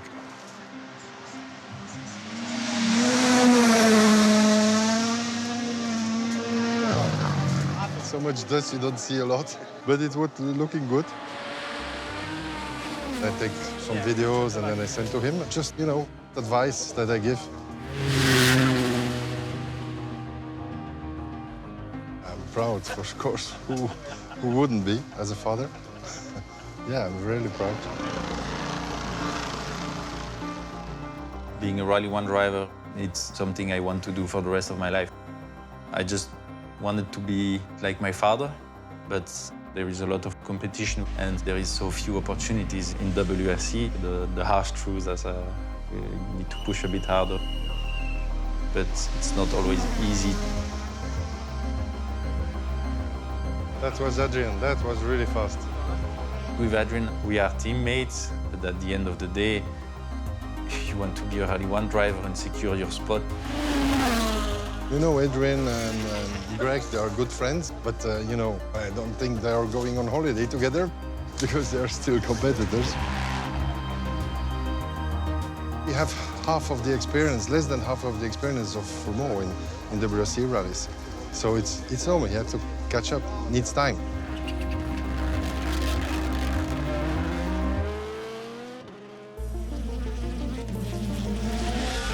It's been a really positive weekend, hasn't it, for M Sport? Now, all three of the cars are running in the top 6. Yeah, that's amazing. Cesks is a real cat amongst the pigeons here, isn't he? And I think that extra competition has really spurred Adrien and Gregoire on. What have you made of Munster, and what's his next step, would you say? The one thing I've been impressed with Gregoire is he hasn't been throwing it off the road, but he's still got a lot to learn to be running at the pace of his teammates. And so we really need to see him take a massive step forward when we go to Latvia. So it's a 7th place finish at the moment, at least. Martin Cesks. Remember, this is his Rally 1 debut, but he is remarkably quick. Martins has jumped in this car with 1 day's testing and he's got on with the job. Next time we see him will be in Latvia, his home event. That is a top 5 finish for Martin Cesks. Can you tell us how excited we should be for Rally Latvia? Very, I think. What a show by Martins. But Adrien Fourmaux remains top dog at M Sport. And he's currently on for a podium finish. Yeah, 3rd podium of the year. And 3rd podium ever, actually, in fact, for Fourmaux. He's a genuine contender now, and that's been earned and deserved. Great result for them. Great to see them back on the podium as well. Unbelievable. Yes. All right. Well done, mate. Never give up, that's for you. For the chin. Drink it. Drink it. Yeah.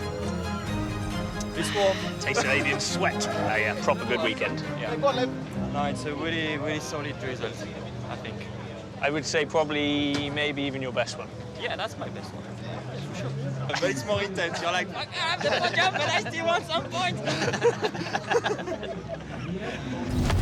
We are in Latvia, the next phase of the WRC's Summer of Speed. We stay on rapid gravel. We're lucky this weekend that we've got Martins driving with us, you know, having a local person representing his home country in top category car. It's always a really nice experience to be involved with. You always get a lot of support. You can hear what they think of him. I wish everyone the best before Rally starts, but especially for you. Thank you. I wish you the mega best. It's our home event now. I would lie if it's a little added extra pressure. It's a lot. How's Gavin? How am I? I'm all right. He said you're good, so he must be lying. What's your plan for the race? Nothing. Just see where you go. Yeah, nothing. I don't want to make any expectations. Of course, we have maybe a little of local knowledge. Just do your own thing. I think I'm a bit already feeling like I'm a part of the team. And with Gav, it's really nice. Oh, he's some boy, like, he is some boy. I would say he's on par with Adrien for his charisma and the way he is.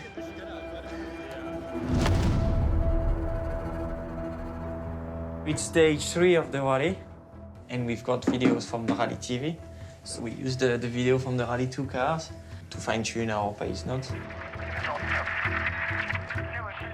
We have less experience than the others, so we try to cheat by using their videos to get knowledge of the stage, to understand the stage, and the videos really help us.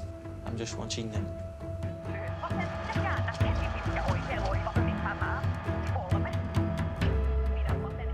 When you are in a team, you want to be the faster. You want to beat your teammates because you have the same tools, you have the same team, you have everything the same. Here, against Martin, well, it's their garden, so it's going to be difficult against them, but we never know because we prepare well. We will pleased to have a fight with him. It's gonna be nice.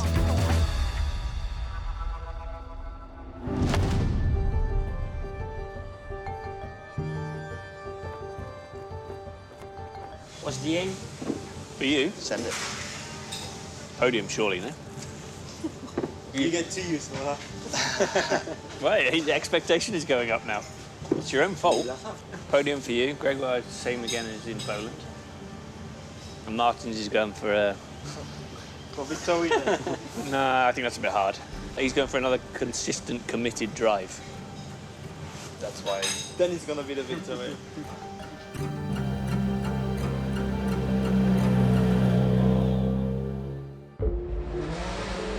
Now we are Rally Latvia, the debut into WRC. Here we go. We have Adrien Fourmaux here. The Frenchman is not going to like being behind Sesks. He's got to regroup, focus on his own rally. Now let's join Martins and Renard, shall we? Because they are setting pace. Right now they're in their own little bubble in that car. Martin's just concentrating on Renard's calling the notes, making sure he doesn't make any mistakes out there. Hopefully enjoying it. It's like a holy trinity. You have you, your co-driver, and your car, and everyone has to be 100%. If one of these trinity points are not 100%, you're not winning the stage, you're not winning the rally. Could it be a remarkable feat that we see Martin Sesks score his first WRC stage win at home in Latvia this early on in the rally? It's the countdown to Robin Pera's fastest time on the board. What is it going to be? It is going to be the fastest time on the board for Martins Sesks. His second WRC event in a Rally 1 car. He is rallying at home and he takes the Tukums stage win. Wow, that is quite incredible. Martin Sesks, that is your first WRC stage win, and you've done it on home soil. How do you feel about that? Bloody hell. Hey, it's game on though now. You've got the two-time world champion just a couple of seconds ahead of you on home soil. I'm not going to big you up, but it's coming.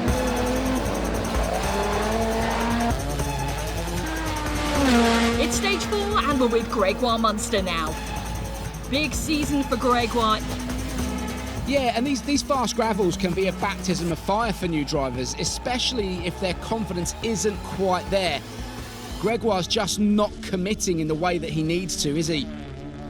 Now, quick update on Fourmaux. 7th is where he's at right now. Bit of a mixed morning from Fourmaux. But his new teammate, Martin Sesks, is absolutely on fire. Wow, that is a second stage win for Martin Sesks this morning.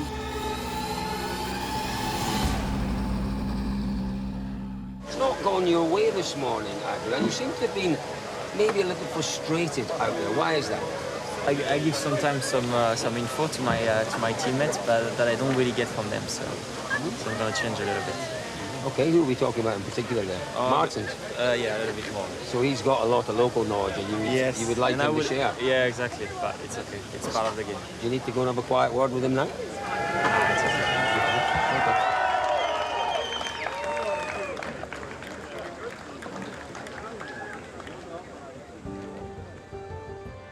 For me, it's just about the result and the performance you have. It's not about the fans cheering for you, but for sure it's a nice extra. It's going well for him. Hopefully he can carry on till the finish with that pace.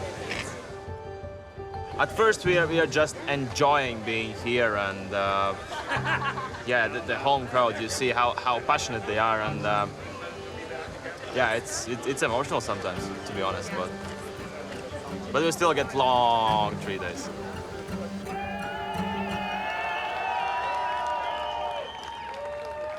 Couldn't have asked for any more. 2 fastest stage times. Very happy. Young drivers, why do I get them? Probably because I treat them as a normal person rather than somebody that we bow down to. Not bad for a part-time driver. I have a British nurse. Nah. It's all down to driver. Martins has got a great talent, You know when you've got something special. It's just whether he can take it to the next level. A lot of pressure on the kid. We'll stick with the tyre plan. Yeah. Yeah. Okay.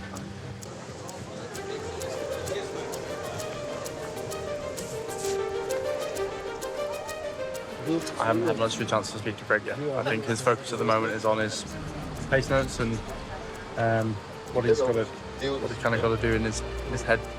We are not completely off the pace, but we are not in the front as well, so we struggle a bit to know where we lose time and where we could gain, but we work on it. We don't give up at all, that's for sure.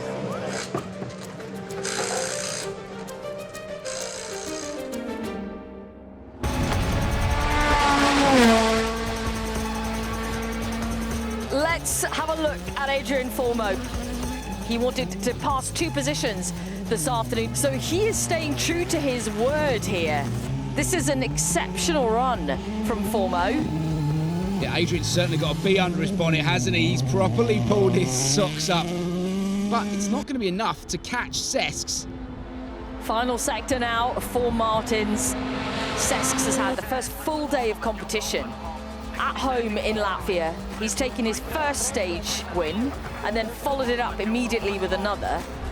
6.8 seconds off the pace there. It is 2nd position overall at the end of the day. Rovanperä, Cesks, Ogier.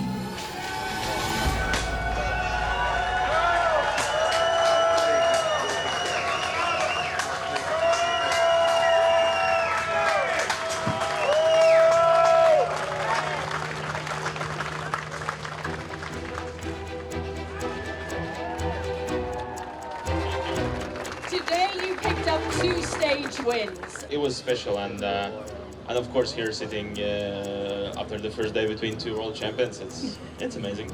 That's a pretty nice place to be, really, isn't Yeah, it? Sandwiched in between 2 world champions. Don't let that get to you. Depends how to get on with this car and then see Yeah. And he has a little bit of local knowledge, knows how the roads are. Aye. Right, I need to go and meet. Yeah, I need to do this. Yeah, do that.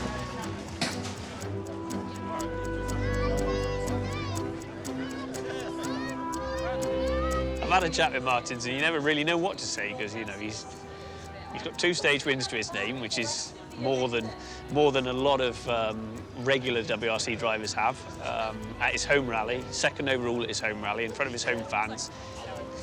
It's just mega. When these type of opportunities come along, they land on your desk, and we've discovered a new future talent in Martins. Hometown hero. A lot of pressure on him. A lot of pressure on him. And press, media are putting a lot of pressure on him. And he's coping really well. He's got it. He's got it. He can do it.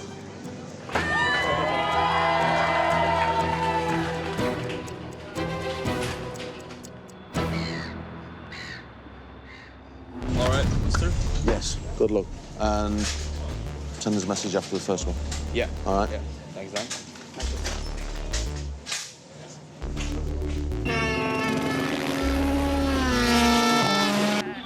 Here he is then, man of the moment.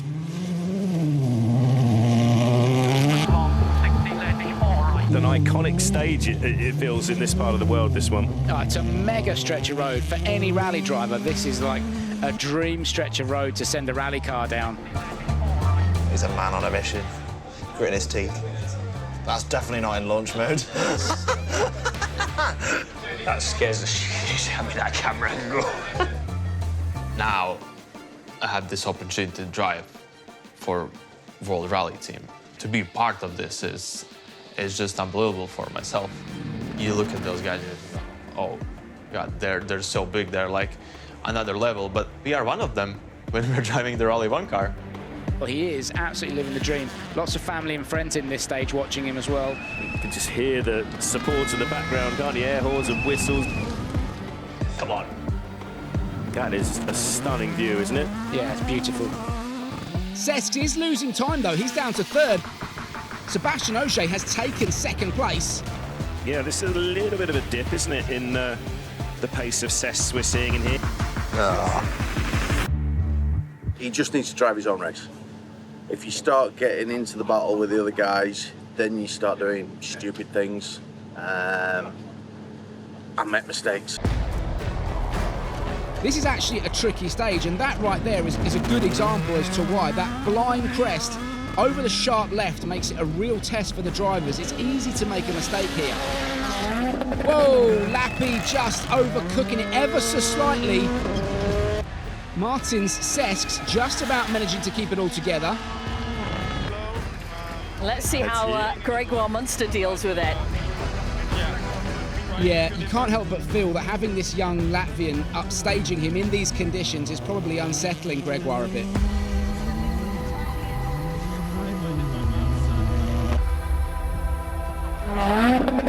Oh! Okay, so we were way more off to the right-hand side. We've just taken off the front wheel arch.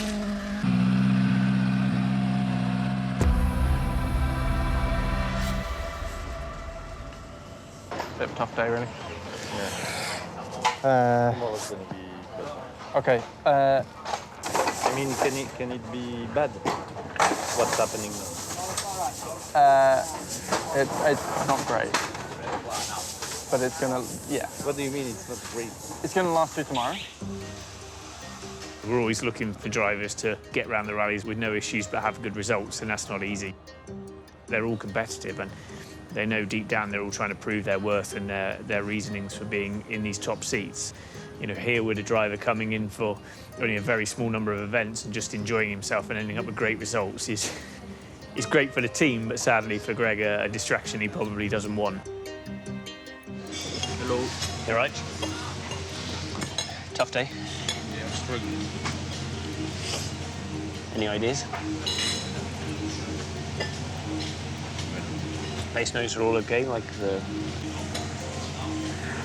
They don't manage to stay in their lines, and I'm almost always like wide of it, and then into the boot stuff.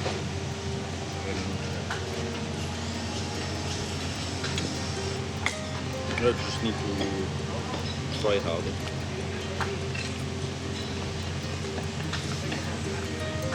Easier said than done. I'm sure it's not like you're not trying.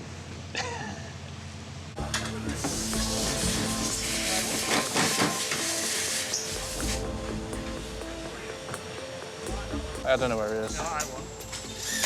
Stop knocking fucking bits off the car. Yeah, that'd be nice. I think the relationship with every driver is going to be a little bit different. Everyone's got their kind of different characters, different quirks.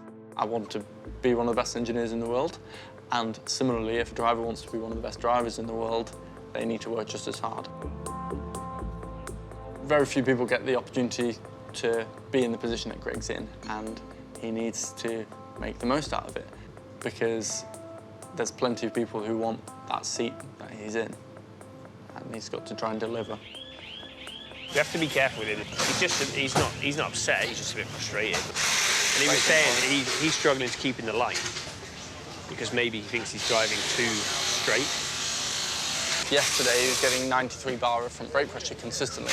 That's fucking hard. And that's where you really see the difference to Martin's then, where he's just got the confidence to just, OK, brake off, straight on, go. It's not easy. You know, the one thing I can have a bit of control over is how the people in the team feel. And, you know, everyone's doing their absolute best. And I think when you don't see the times back, people like Joe especially gets a little bit deflated. But that's great to see, because that shows he cares.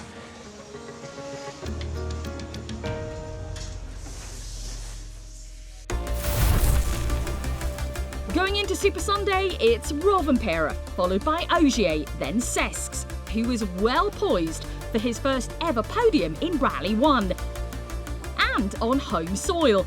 All he has to do is keep Tanak at bay, who is breathing down his neck. The podium's there, it's for him.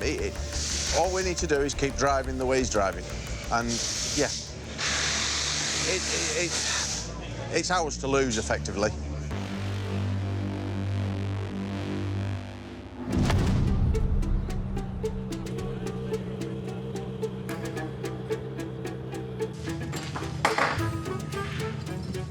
0 to 3, you can't have it, you'll swallow something. Right, which way are you doing?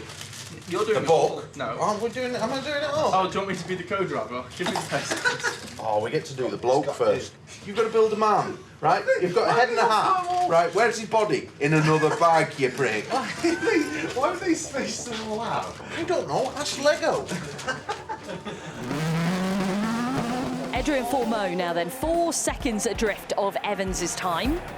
I remember Adrien Fourmaux sealed 5th position after the city stage last night. 8.4 seconds behind Tanak overall. We've also got Sesks into the stage. Oh, it's a massive jump from Sesks. He did well on the landing there to control that. We are slower than Tanak here. How much? The time is disappearing away here. Oyt Tanak is in striking distance of Sesks going into the final Wolf Power stage. 4.6 seconds is all that separates them. I imagine he's very nervous. You know, dropping 8 seconds at Oyt is hard. In what is only their 2nd ever event, Martin Sesks and Renars Francis are so close to achieving a first ever podium finish at the top level of World Rally. Could Tanak still spoil the party? Yeah, of course he could. Yari, if you had a gap of 4.8 seconds, who would you least like to be chased by? Oyt Tanak? Kalle, okay. Nice team answer.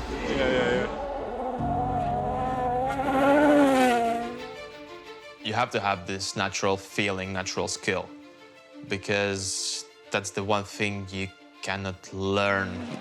And then, of course, when you have this natural skill, then there's this point of hard work. And then it's to have the right team around you. And then there is just at one point, there is luck.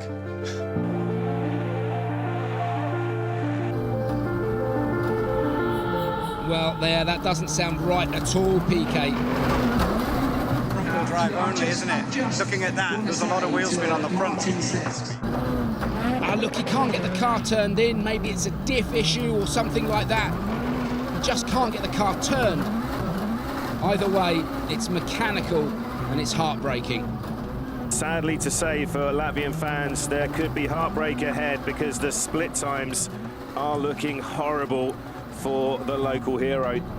I just want to say to Martin Sesks and all the fans and everybody, that young man has been sensational this weekend, and motorsport can be so cruel, but to watch this after the weekend he's put in is really hard. That is a hard pill to swallow because he does not deserve this. The worst thing you can hear is a mechanical issue. It takes away the fight from everything. It takes away all the hard work that everybody's put in. It comes down to the last 15 kilometres and it all falls apart. And yes, it's part of rallying, it's part of motorsport, it can be very cruel, but it still doesn't make it any easier. The opportunity to stand on the podium with the best in the world has gone. Fuck's sake, mate.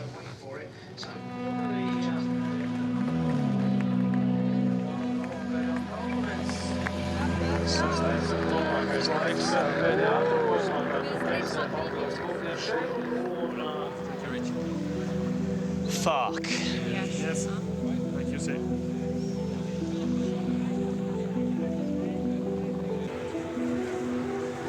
Very well done, mate. Very well. No words. Sorry. It happens. It was, I don't know if it's a diff or something, because every time you go on the throttle, it just spins. It's like a clutch shorter, and I don't know. I'm sorry. It's fucking shite. I hope you'll go for another one then. Yeah, it's quite disappointing right now, if I'm honest.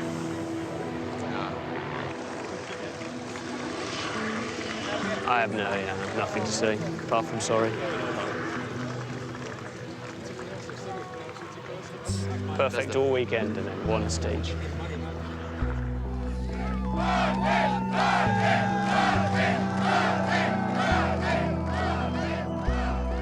everything happens because it had to happen. And you never know that maybe some of these misfortunes brings you to some other fortunes. Yeah, in the future. So you never know.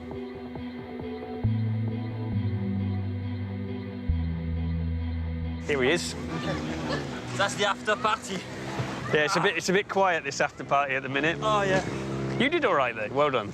That's okay. For one position, we missed the podium. How much did you have to pay Martins? Nothing. What a shame. Yeah, that's really a shame. Anyway, fuck it. We need to do bloody well in Finland now. Yes. Sometimes you get away with it. Sometimes you don't. Never seen anything like it. Are you done? Just pushed my ass for not really a lot. There's Malcolm with his front bumper. It's a big job to do with that. It's all going wrong. If you don't have the performance required, then you don't have the seat next year. I'm really sorry about that. Well done, Adrien.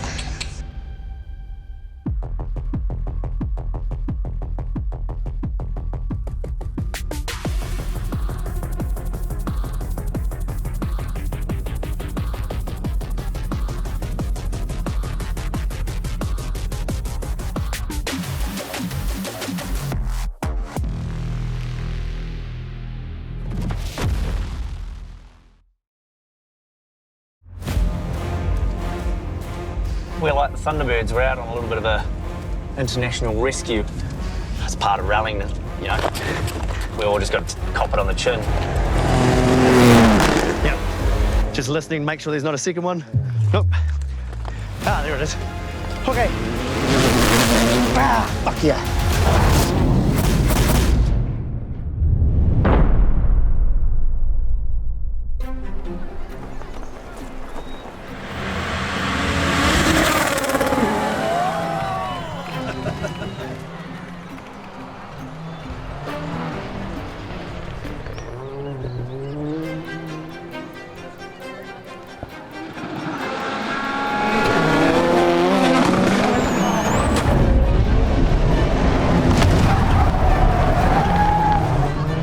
Good to watch someone driving a car on the absolute limit. I don't think I'd be brave enough to do that. I'm taking pictures. Yeah. Ah. Thank you. Okay. Rally Finland is the mecca of rallying. Incredibly fast flowing roads. The drivers absolutely love it. You can get into this beautiful rhythm. It just becomes almost like a dance. So many jumps, so many blind crests.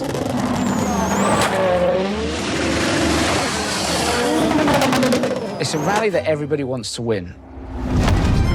It's pretty murky out there, isn't it, Bex? It does look like autumn time here, doesn't it? It's like England. Underway with Oitanak. We were almost at 200 kilometers per hour there. Welcome to Finland. Oh no! That is not the start of the weekend Hyundai needed.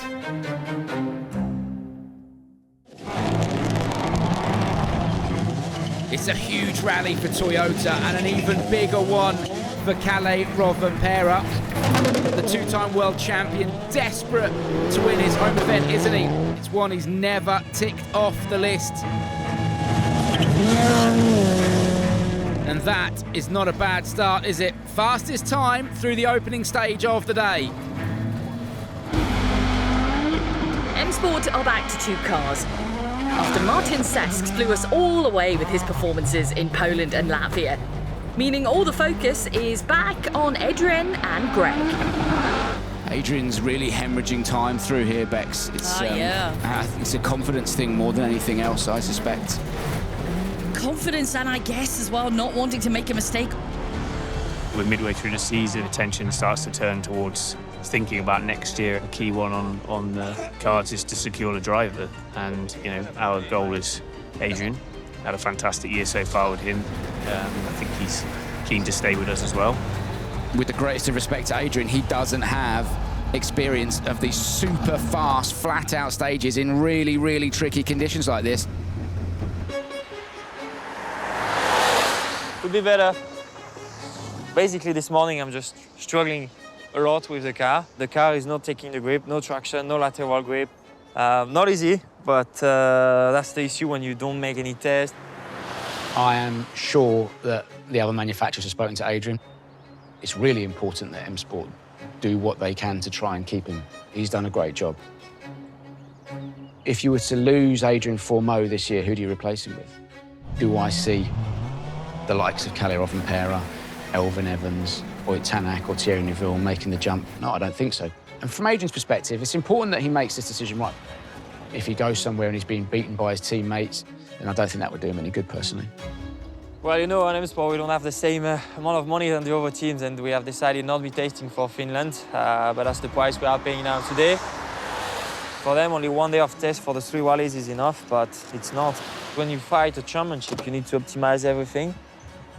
It's budget thing, basically. Big weekend for Gregoire Munster as well. You know, your first Rally Finland in a Rally 1 car.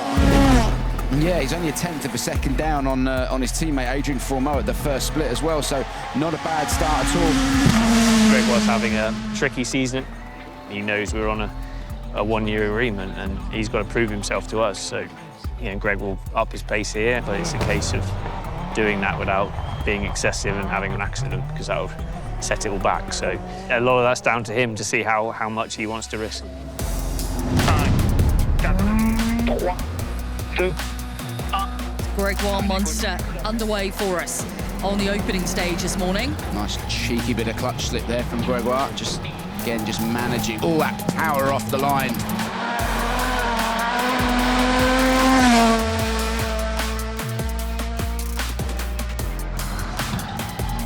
Munster is really getting stuck in here. He's taking big risks.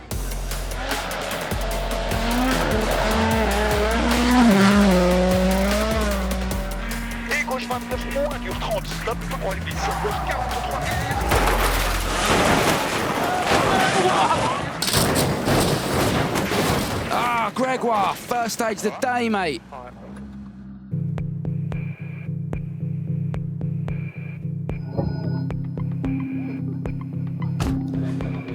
That's so frustrating for him. He will be absolutely distraught with that, Bex. Ah, so frustrating. That's been over heavily. That's a massive accident for Gregoire Munster. It's a lot of parts. Start of a long day, and that's half your entry's gone already. It's frustrating. The M Sport team will restart on Munster's car, previously known as Super Rally. That's a 4-hour window to fix it for tomorrow. If they can't get it done in that time frame, Munster is out. Oh, that Puma is an absolute mess, isn't it? He's taken every single panel off it, and that's actually a massive job to repair. You have to feel for all the boys and girls down at M Sport. Fuck's sake. Fuck, that's bad. Yeah. That's bad.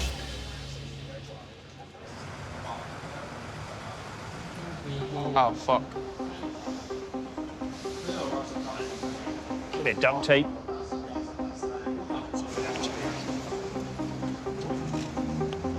Disappointing. Yeah. We are both okay, honestly. It's just a shame, but that's part of it.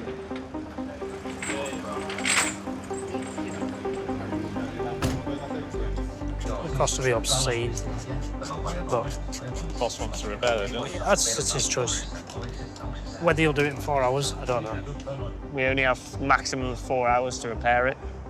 I would say it's not impossible to fix, but it would be a big effort to fix it. It was a really soft roll, but with these cars, it's quickly like a lot of damage. But yeah, I just feel sorry for the mechanics. Kitos, thank you very much. Just an initial plan roughly plan to do about 30 minutes, could be less, could be more, to strip as many parts off as we can. Me and Dan will sort the back, everybody else on corners and stuff. Everybody happy? Yeah. Let's go.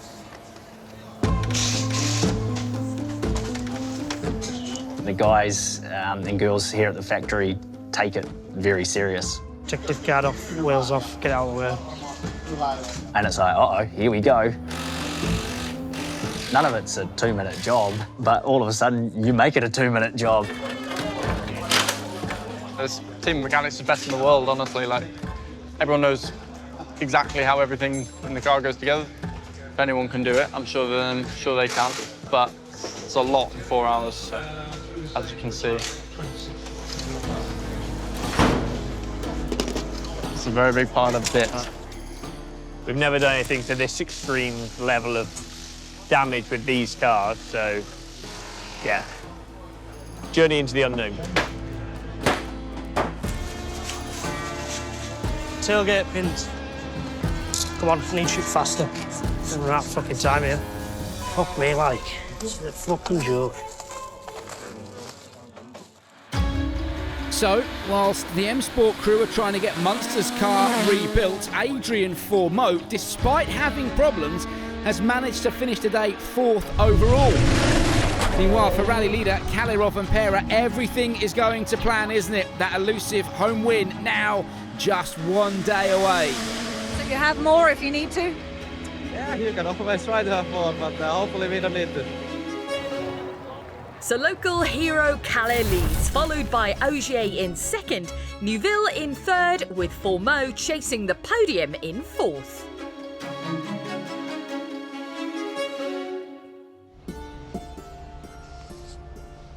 Is everything going okay with the team? Yeah, I think so. Yeah, you happy? Yeah, everything's okay. The guys are still doing everything. And yeah, there's still things we need, some details to improve. But yeah. The key is we've got to keep giving you a reliable car. And be in the fight every time. Yeah. My dream would be to be world champion.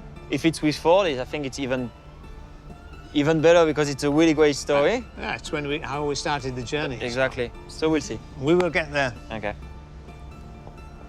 My goal is to be world champion, and I want to be world champion as soon as possible.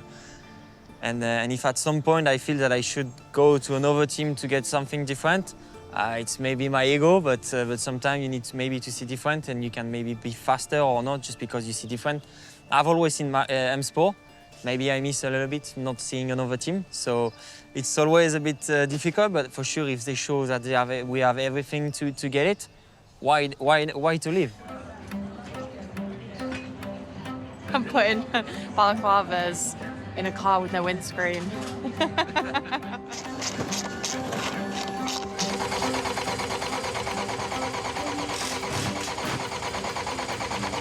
I think it's a fairly monumental effort so far. To go from what looked like something that was ready for the scrap heap to something that looks a bit more like a car again is pretty impressive. It's looking like it's, yeah, it's definitely doable, I think. Down. Proper effort. Best team on the job. Never worried. You've got a good team with guys behind you and guys and girls behind you, haven't you? So.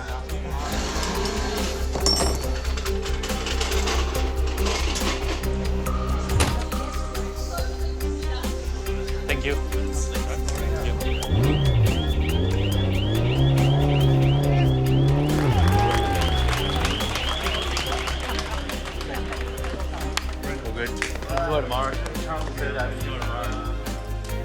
Yeah. Thank you very much. Rewarding, very rewarding. As you can see by the morale, everyone's pretty pumped that car came in absolutely fucked and it's gone looking like new. So, yeah, it's pretty cool.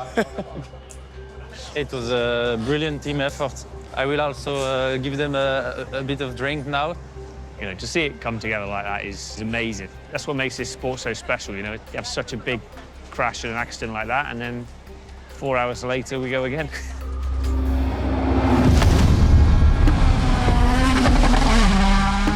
Greg Munster returning today. It is incredible what these teams can do with a car that's effectively screwed up into a ball, and then the next day it's back out there and up at full speed. Great job from the M Sport guys. The car was rotten. And he does make it to the finish, albeit with a little bit of assistance from the team. On board with Kalle Rovanperä, he's on track for his 15th Rally 1 victory. Just incredible. But also, this would be his first ever win on home soil. Can you believe that? 1.5 stages left to go.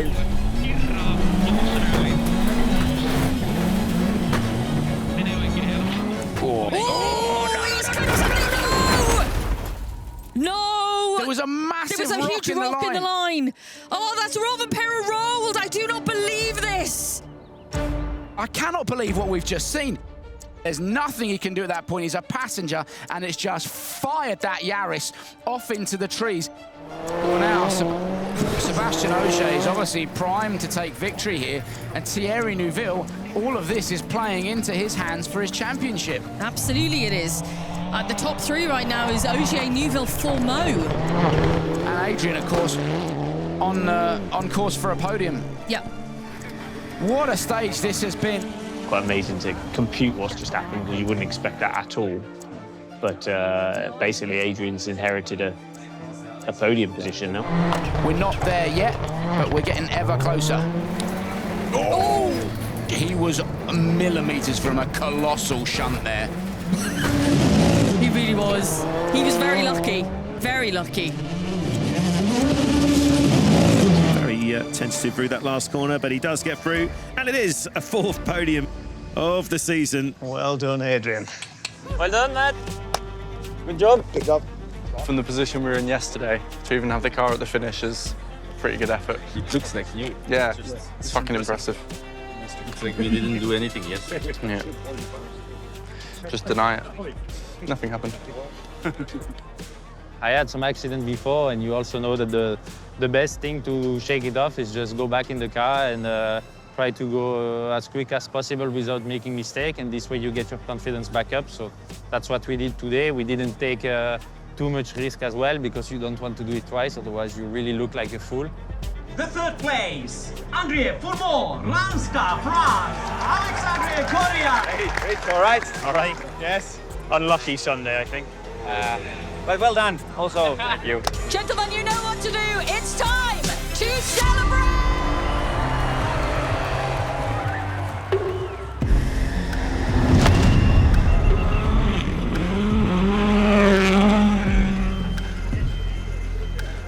We're here in Greece, as you can tell by the sun hat.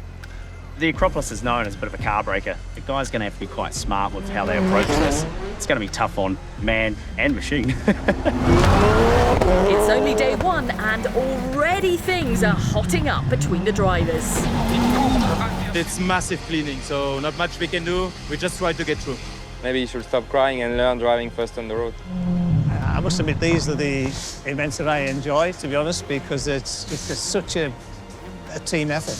And yeah, it's a lot harder on the car, but you know, if you look historically, M Sport has always been strong on this type of event. You know, when we had Carlos with us, Acropolis is, you know, one of my favourite rallies. You know, you've got to have the speed, but you've also got to have the reliability.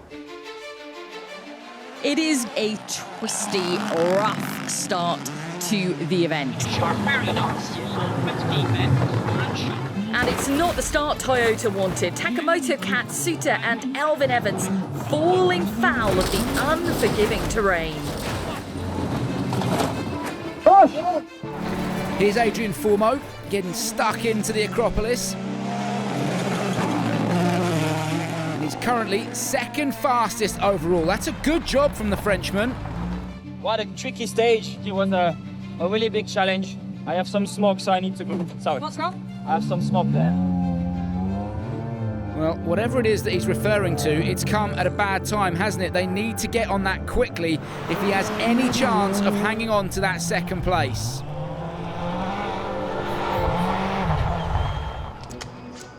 So you need to get everything ready to transmission. Yeah. We've had some feedback from the drivers, and potentially we will need to change a gearbox. And I take it personally when my gearboxes break. They're all ready, filled with oil, ready to go. So let's go and get nice and sweaty in the sun and get it done. Changing the gearbox is a big job, and whether we'll be able to do it in half an hour, it's going to be difficult. That's pretty stressful at the moment, so I'd like to get this sorted, and then at least we've got one less thing to worry about.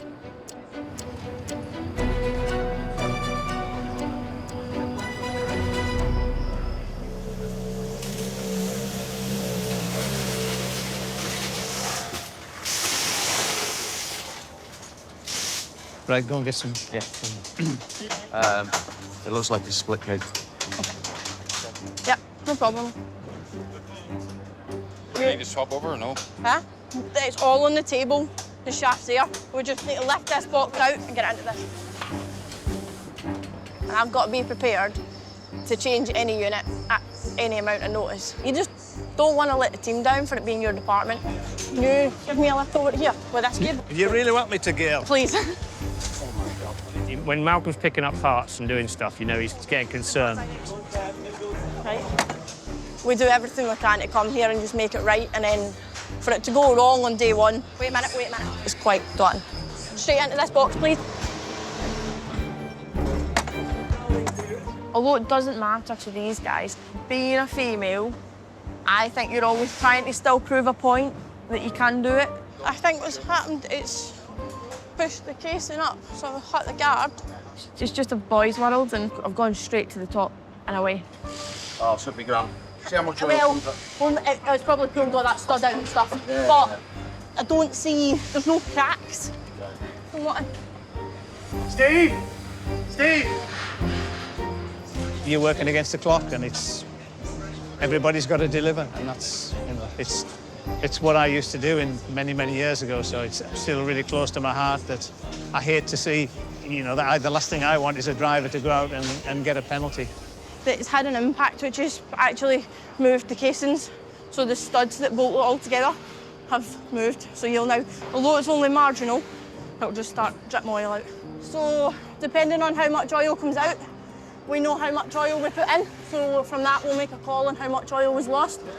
Not a lot, not as much as there should be, but it looks good, which means we don't need to change the other parts.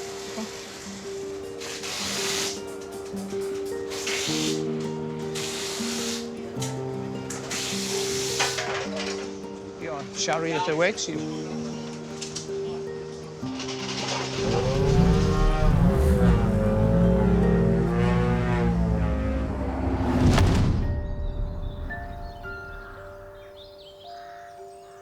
Most of the rallies are already done, and it's time for us to know where we are for next year. Assis, assis, réassis, assis, c'est bien, c'est bien. T'es prêt? Allez, allez, allez, allez, allez, allez. I just make my decision with my head more than my heart, because my aim is to be world champion, and I want to find a good way to go there. What M Sport is doing with the money they've got, it's incredible, it's brilliant. But will it be enough? That's the question. It doesn't mean that I'm leaving, but Hyundai is offering me a full season, which is really interesting. Toyota is for half season, which I'm not interested on. But for sure, M Sport, I know everybody. I feel like at home. They said they want to keep me, but I'm still waiting for it, so it's quite annoying. Ça a été ta journée au moins? Oui, très bien. Ouais? J'ai fini plus tôt du coup. Je suis allé me promener avec Rio. T'as fait une petite balade? Et j'ai toujours... j'ai eu l'offre de Hyundai, j'ai toujours celle de Toy, comme je t'ai dit. Oui. J'attends toujours celle de Ford. T'as pas eu de nouvelles? Non, j'attends toujours de leur part. À croire qu'ils veulent pas m'avoir. Hein. Peut-être. T'en penses quoi, toi? J'en pense qu'il faudrait que t'attendes au moins d'avoir celle de Ford. Tu crois que j'ai peur? C'est du changement, c'est normal. Puis t'as toujours peur de pas prendre les bonnes décisions. Est-ce que je vais faire le bon choix? Est-ce que... Bon, on va voir ce qu'ils nous proposent. T'as une croûte au bout du nez. Ben, il faut que tu suives ce que t'as là-dedans.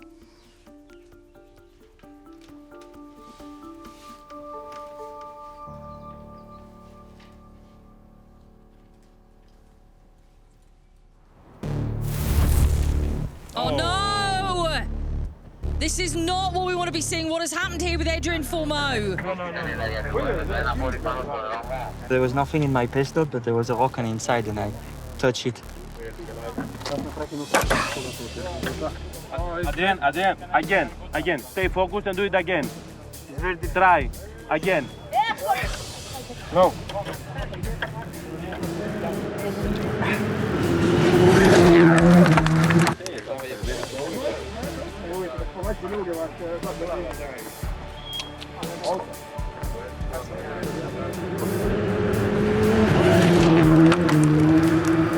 Unfortunately, Adrien has, had a bit of an issue with the car as a result of an impact with a rock. He's tried to fix it, but it's that badly damaged, it's made it quite tough for him. So, fortunately, we're like the Thunderbirds. We're out on a little bit of a international rescue coming through. The guy at the service basically done a huge effort to get the gearbox changed in time, get him out on his minute so he didn't get any penalty time. That's part of rallying, you know, we all just got to cop it on the chin. As Adrien would say, sometimes it may be good, sometimes it may be shit.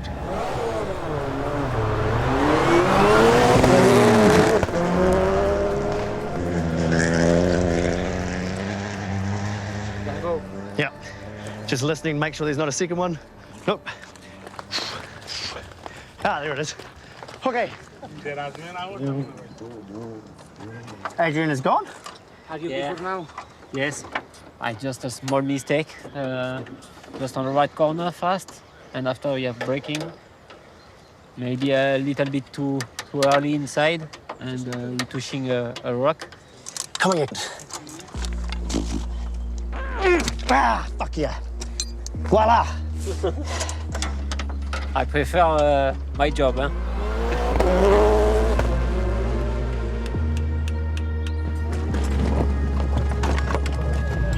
To try to remove a bolt that's in such a tight clevis is very difficult, especially when you're on a jack on a rocky surface, limited tools. So, hey, Adrien and Alex put up a fight, but yeah, wasn't to beat. But look at the view, at least they got to stop next to, not that they want to check out that. Gregoire for podium. Maybe. I reckon. Yeah, I think so. Gregoire now just... For me, he don't have a puncture or small problem. Yeah. For me, sure, he have a fast podium. With Adrien Fourmaux now out of contention, could this be Gregoire Munster's time to shine?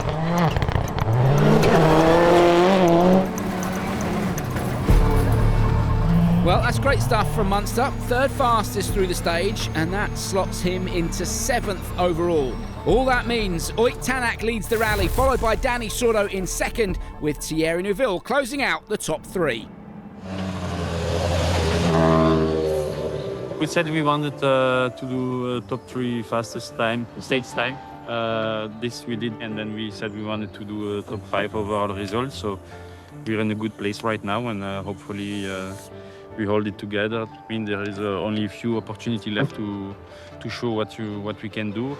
I think you need to be clever. You know, there is some situation where when the gap are too big, it's no point to go crazy risk, especially in a rally like this where it's so easy to break the car, the tires. So.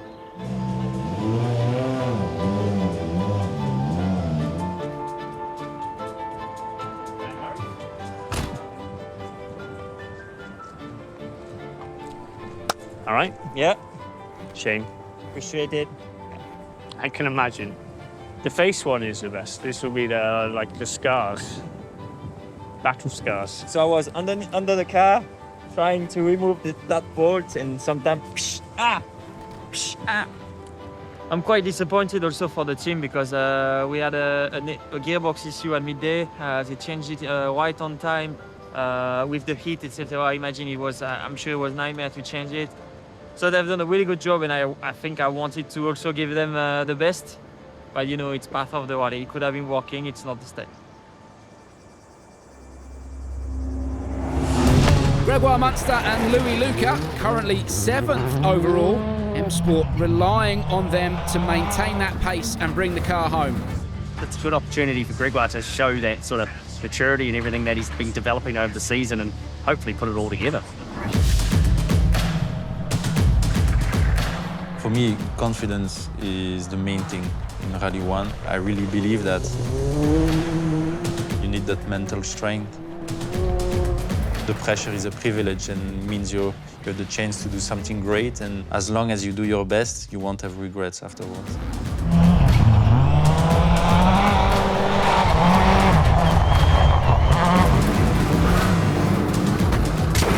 Oh no!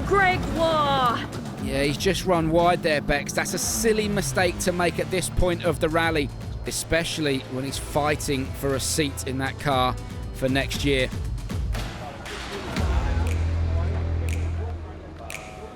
Just needed to bring it back home.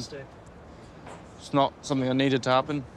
Wasn't under any pressure. Yeah, I think that's what makes it worse, isn't it? Yeah, exactly.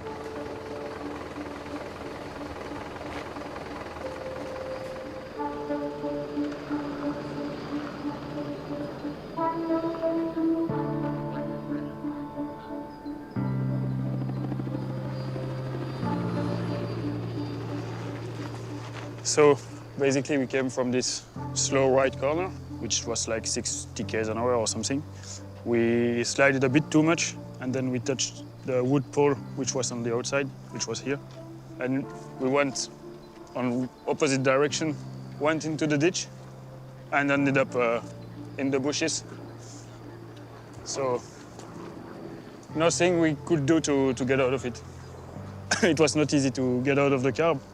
I don't know exactly what to say because it's difficult to accept because, of course, you want it to work, to be able to start again next year with the same car, the same team. But if you don't have the performance required, then you don't have the seat next year. For sure, Greg has talent, and I think one day it will be okay.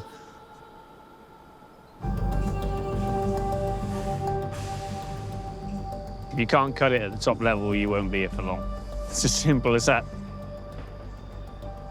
It's a sad thing, really. Greg has shown he has potential. Every rally, he's done something to show that he can put good times in. But you look now, it's 2 events and 2 accidents, and that's never a good statistic for people to talk about. You know, we're going to have to be very careful that we've got three rallies left after this one. You know, we don't want to see 3 more accidents of him trying to push. We're going to need 3 clean rallies and 3 good clean rallies. With what's happening this weekend, we've got some really difficult decisions to make. When will it be back, the car? It's just gone on the truck now, and it's 3.5 hours away. So, yeah, we'll see. We'll see what else there is, but it's a shame. It is. I think the big thing is, we said from the start that this rally is going to be so hard on everyone. If you can just stay out of trouble. Well, he's obviously a lot disappointed, which I can understand. Yeah, good. Like he should be. It's always difficult, you know. The relationship between a dad and his son is always a bit complicated. But I try to not speak like a dad. I try to speak to him like with my experience. He's quite young. Maybe it's a bit too early to be in this position. And sometimes you want to push the button, you know, rewind, but it doesn't exist. It's a difficult job being a team principal because you're only as strong as the weakest person in that team, and difficult decisions have to be made. So it'd be 1 earliest. He had to be in by 4, no? Yeah. Ultimately, the buck stops with you. Do you want to have a go fixing that, or? No, it's too much, Stu. You're going to be too late anyway. If you haven't left yet, it's going to be midnight, 1 o'clock before you even get it. For me, it's too much work. Cheers. See you later. Yeah, sadly for me, I don't think it's worth the effort. Yeah. Drivers are complicated things. You need to protect the driver's head. It's a fragile place up there. And sadly, there's nothing really to fight for. Yeah, no. All right. Yeah, sorry again. It's okay. Happens. Generally, when you hit something hard like a telegraph pole and snap it and break it, you're going to do some damage, and sadly it's done considerable damage to the chassis, but more importantly damaged a tube on the roll cage. We don't have the opportunity to replace that tube. You just won't be able to get it done in the 4-hour window we have, so it's a hard decision to make. You could argue, well, let's try and see how far we get, but realistically, you know you're just wasting money. So yeah, I'm really sorry about that. We, as you know, we don't normally give up. Yeah, I know. So we don't, as you know. There's not much to go for, and at the end, it's my fault. Yeah, but it's disappointing anyway. So, yep, sorry about that as well. We're having a bit of a bad period. I don't know exactly why. There's always a bright side, so we're looking at this and hopefully it's coming soon. Incredibly tough conditions. He's definitely pushing. Let's hope it all holds together. The WRC has landed in South America, and M Sport have Martin Sesks back in their ranks. Very frustrating. I would imagine he's fairly pissed off. There are only a couple of opportunities left to show the world what we can do. You're never sure about your future until you're sure.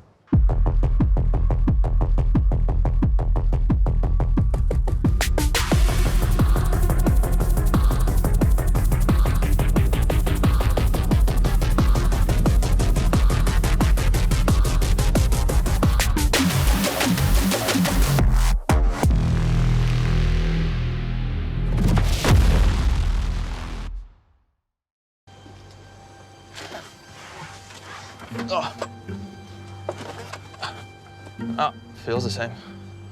Feels all right.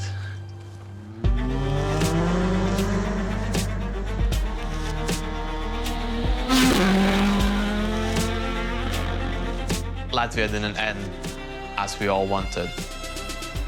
It was heartbreaking. Everybody had this feeling there's still something what we need to do. The story hasn't finished.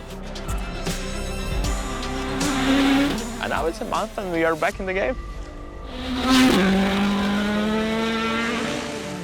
I think the whole team is behind Martins. What he achieved in those other two rallies was quite incredible.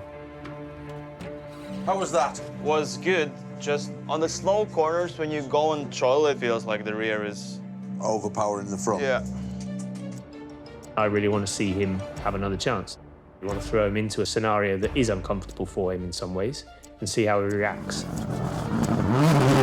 Feeling-wise, of course, you can do more and more runs. Today, my thing was getting you back in the seat, getting a good feeling going forward to Chile. Yeah.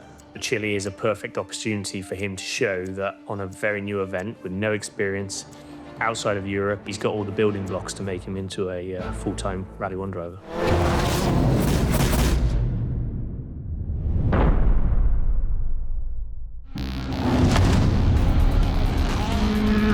Rally Chile is towards the end of the year. It's an exciting event. The weather throws up all sorts of difficulties. The concentration levels required are enormous, enormous. The roads are relatively technical, not a lot of room for error. We've seen some massive accidents there in the past.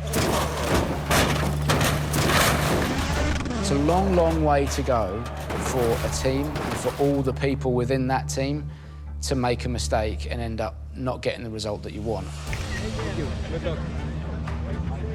The budgetary challenge is one that's always there for M Sport. Have you managed to secure your budget for next year?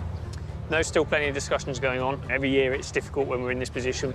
The minute you get to September onwards, you're thinking about, right, what about next year? What are we going to do to get the required budget? How are we going to keep the drivers we want? It's now nearly October and yet to have one concrete piece of funding in place. It's coming to a crunch point, but hopefully we can get some answers pretty soon and get moving. A lot of people talking about the battle of the young guns.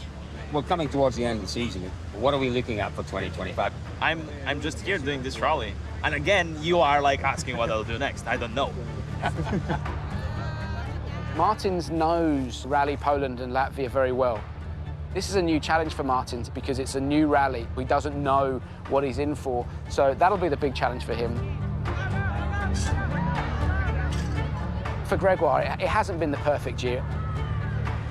Chile's quite an important weekend for him because he has done the rally before, so I think there's maybe a little bit of pressure on Gregoire's shoulders to put in a good performance in Chile and show that he's worth investing in going into 2025. It's a new rally for the young drivers like me, like Sami, like Martin, so it's nice also to see their pace when it's new rallies that they don't know. It's end of the season, so everybody wants to drive for next year.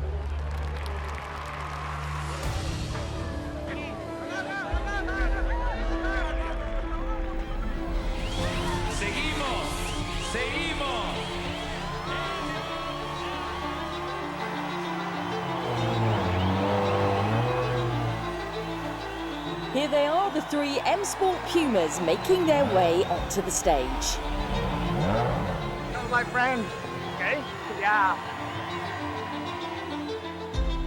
I think having a bit of inter-competition between drivers in the team in the same cars is healthy. You don't want to fall into a sense of thinking, well, I'm safe, I'm going to be there next year. We're getting to that point in the season where they start to come and say, what do you think might happen next year? And they want to know that their career's continuing and their chances to shine at the top is still there. And it's a very difficult situation to be able to say to them, I can't tell you at the moment. It's going to be really interesting to see what Martin Sess can do this weekend. It's brilliant to see him back, but there's a lot of pressure on that young man's shoulders.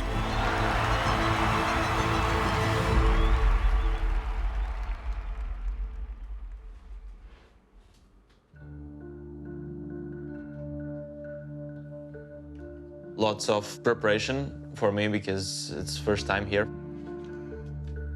Here, I would say the challenge is that the rally is new, everything is new, so I have to be 100% focused. That's why I'm going through and through it to just make it close to perfect, so that I have less stress during the rally, because I know that the pace notes are good. We had this opportunity. We don't know what's gonna come next. There is this added pressure. Let's live this for 110% because it can be our last opportunity. The WRC goes long haul. We've arrived, Chile, South America. With just 3 rallies left, the battle for the championship continues this weekend between long-term rivals Thierry Neuville, Seb Ogier and Oyt Tanak. And it's also a big weekend for M Sport, with 3 young drivers who will all be keen to impress.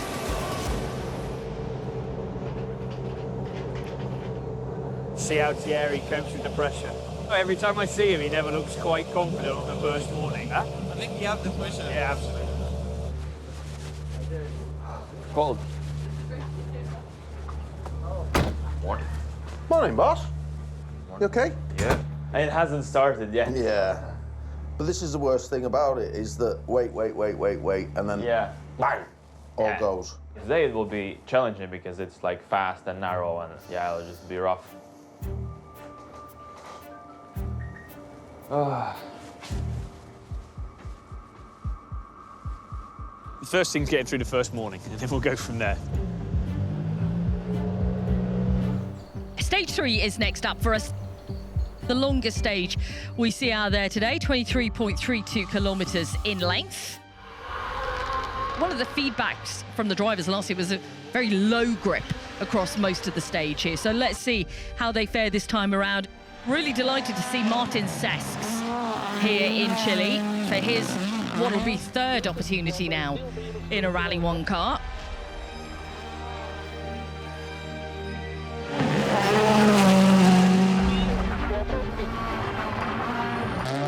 Now it's again an opportunity to prove ourselves.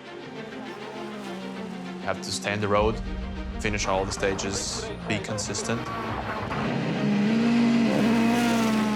If we succeed, then might be that there is some other chances. Chile could be like the turning point.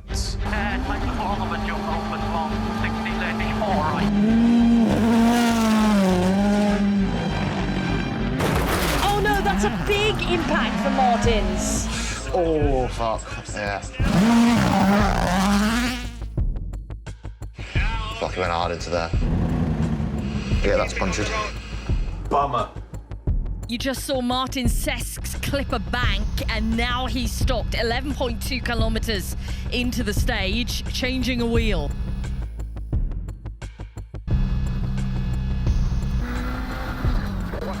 There's something else going on, Bex, because you'd expect this to be quicker. Whether that's what's causing him to squirrel around, he's got a rear left puncher as well. Because he's only got 1 spare, hasn't he? See the way the front of the car's kind of washing around? At the end of the stage, you'll be able to see exactly what's going on. Oh, Martins, I'm so sorry. Bit of a drama in there. I know you've stopped to change 1 wheel. The left rear's off as well. Just talk us through what's gone on in there. Yeah, I got caught in this loose gravel, and yeah, we hit the bank. So yeah, it was You think it's a double puncture. We don't have the second spare, so it's a big trouble now. So, well, good luck getting back to service. It looks pretty nasty. Thank you. Oh, that is gutting for Cesks, and so early on in the rally. Let's hope he can turn it around and make it to the next stage on time. If he carries on like that, he'd have to retire for the day. Hello, Martins. I would try and come back slowly on that puncture. What's the crack with that tyre? That should rotate. Well, it does rotate. It's fine as it is. Well, I've told him to stop coming back. If you hit a bank like that and get 2 punctures at the same time, it's the worst case scenario. So he's only carrying 1 spare because in general we wouldn't need 2 spares here. It's going to be a big challenge to drive back 130 kilometres with a flat tyre. It's disappointing to see a mistake quite early on in the rally, but now this is the exact test of wanting to see how he reacts to something like this. There he is, right there. That's him right there. He's still trying.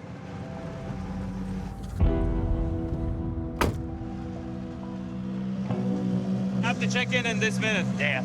And you won't make it in 30 minutes, will you? So, hard luck, mate. Yeah. Right, we'll get you some tyres, eh?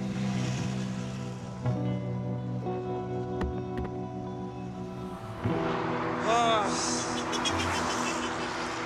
4 minutes ago, we had to check in time control, and we are like 70 kilometers from there. You can only be late for 15 minutes. So it was impossible to make it on 3 wheels. So yeah, we can just continue tomorrow.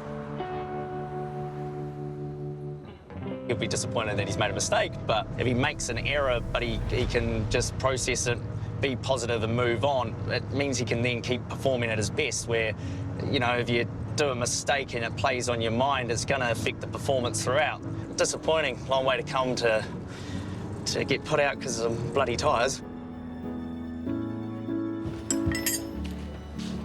Everybody said the same, you get good grip, and then all of a sudden, nothing. Yeah, I went a little bit off final, it just went like, yeah. Sorry again. No, it's all right. Yeah. It's all right. Yeah. We'll just get back on it again and start setting some times tomorrow. Yeah. Yeah. Don't worry about it. Yeah. Don't worry about it. Frustrated, of course. You know, when you make a mistake, you're just sorry to others because, they've been all working and getting everything right, and it was just my experience in this kind of rally and in this kind of road. Welcome back, everyone, to this afternoon's stages at Rally Chile Bio Bio.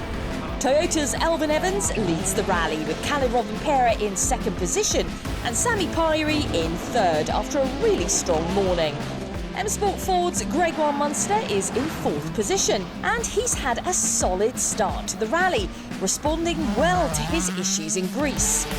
And we kickstart the afternoon with championship leader Thierry Neuville and Martijn Vierdager, who will be first on the road.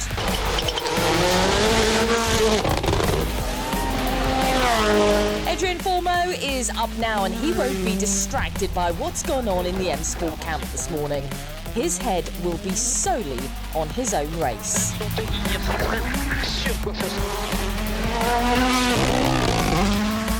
So Fourmaux completes then, and that is 4th fastest through, which puts him 4th in the overall standings, just 1.5 seconds off a podium position.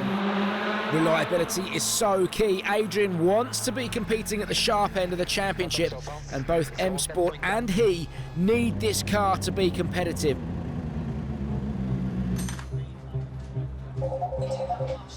Hello? The accessory belt is gone off. The alternator belt has gone. Yeah. I have already removed the fan on the top. Okay. But I don't know when I can put the new one. We're going to go get Gary now to help go through with you. Have you got the new alternator belt out of the car? Yes. Okay. No, yes, I've got the new alternator belt. I just wonder how... You have to take the power steering pump off. Du coup, je peux pas remettre la roue. Ouais, tu peux remettre la roue. Ok. How much time does he have? I don't know. He's been there a while. How much time do you have? That was about 20 minutes.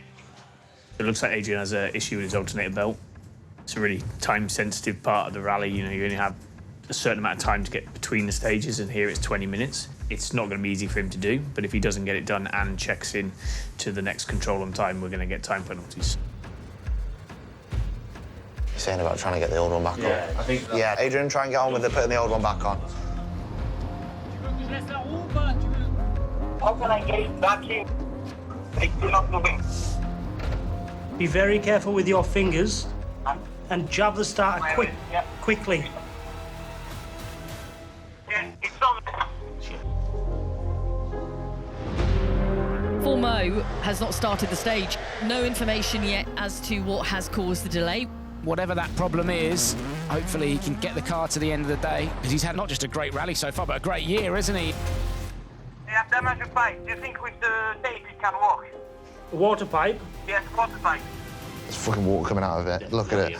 Look at it. Oh, fuck's sake. Despite managing to make a fix to the alternator, there's now water leaking out of the coolant system. If that continues, and that would be the end to not only the day, but the whole rally. So he's now got to make another fix to try and get that under control. These situations are really what tests a rally driver, and the great ones are the ones that are able to deal with these kind of things.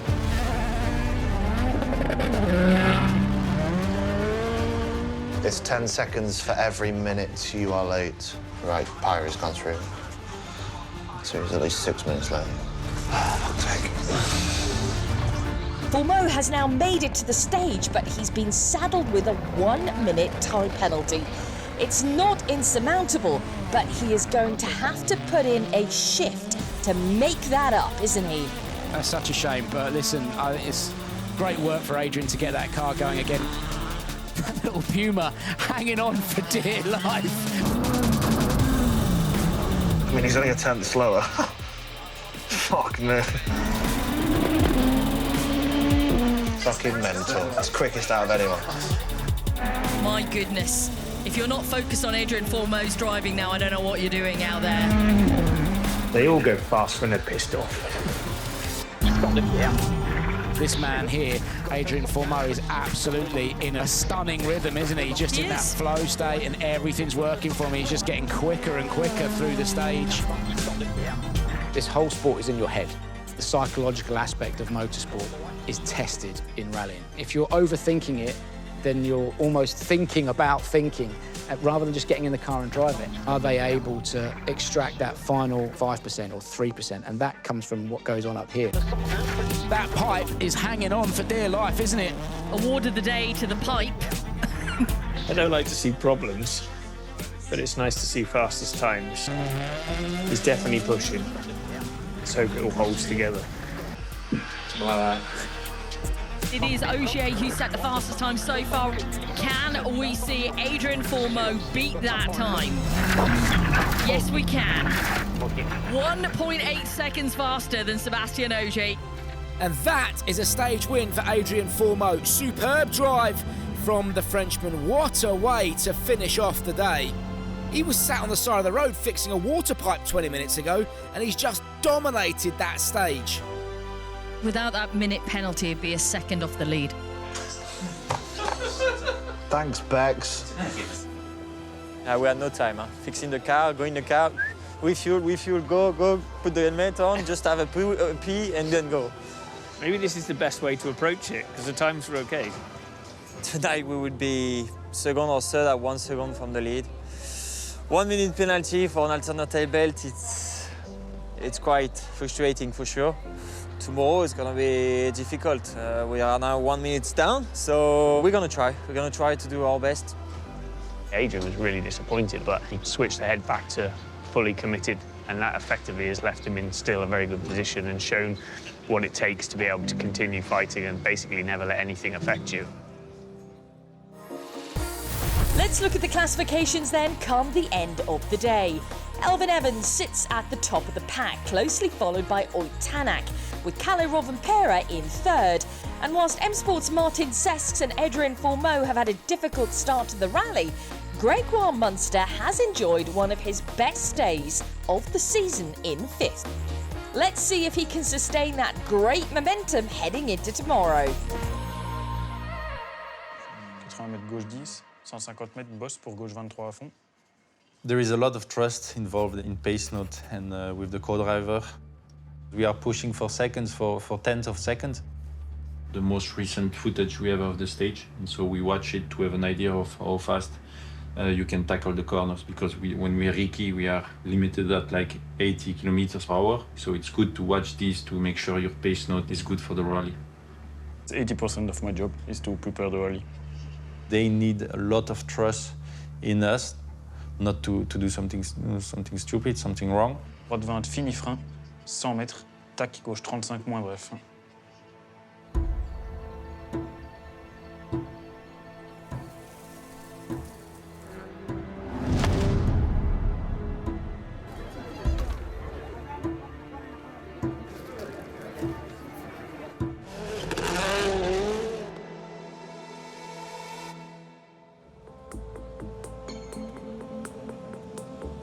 I think there's going to be fog, I think there's going to be rain, I think there's going to be wind, but not too much.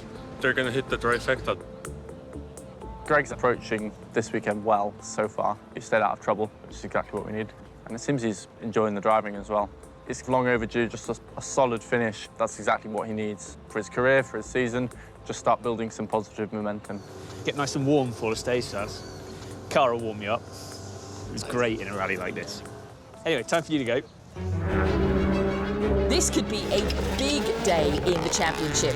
Leader Neuville has the title within his sights, but he is currently sitting in 6th here and needs to keep 8-time world champion Sébastien Ogier and his teammate Ott Tanak at bay. They are both showing good pace today, and the last thing Neuville needs is those two breathing down his neck. After a double puncture put him out of the rally yesterday, Martin Cesks rejoins under restart rules today. Obviously, he was disappointed with what happened yesterday, but you've got to do this at some point. You've got to open the road. To do it in Chile under these conditions, this is a great learning opportunity for him today. You have good days, you have bad days, and we had a bad day yesterday. But he's got back on the horse and built himself back up, and let's see what he can do today. So we've got 4 drivers into the stage right now. Cesks, Ogier, Fourmaux and Lappy, and it's Fourmaux who's the fastest man out there at the moment. M Sport will be watching how Martins reacts to yesterday, and you have to say he has responded really well. Good pace and a positive attitude.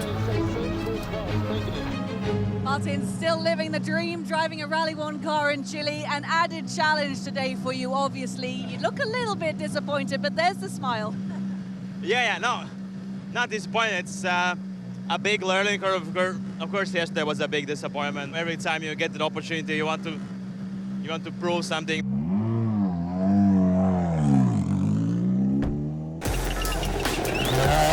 Ogier's got the bit between his teeth here. He'll be really pushing to try and get closer to championship leader Neuville.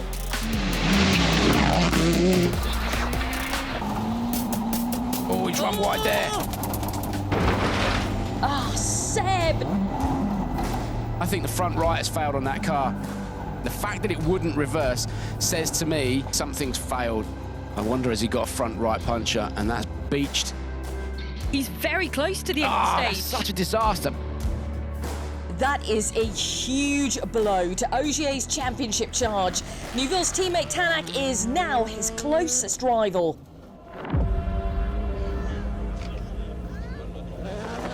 We have had reports that it is thick fog on this stage. Yeah, and it's so easy to get disorientated in the fog. You can barely see anything. This is the difficulty level at the absolute maximum. The bravest can take real opportunity here. Solid rally so far for Munster, but he will want to prove how good he really is. Driving in this fog is the ultimate test. Conditions today are incredibly foggy. It means the relationship between the co-driver and driver is going to be really important. As you lose the visibility, you need even more confidence in the information that you've written down.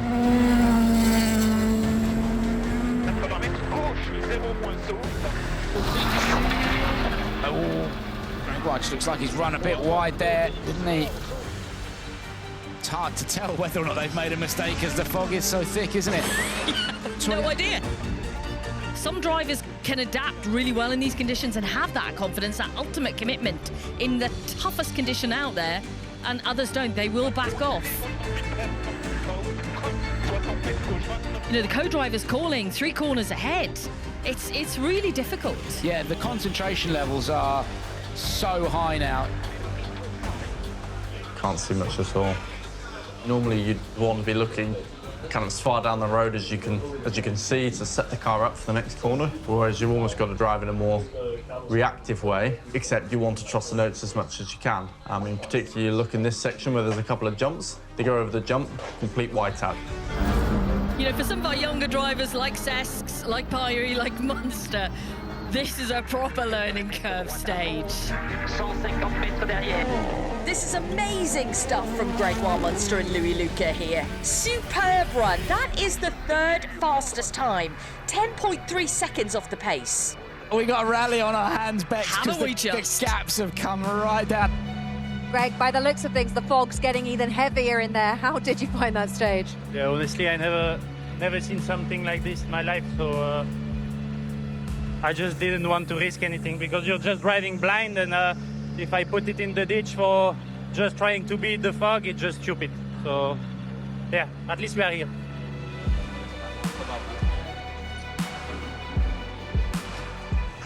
Was a bit lucky there.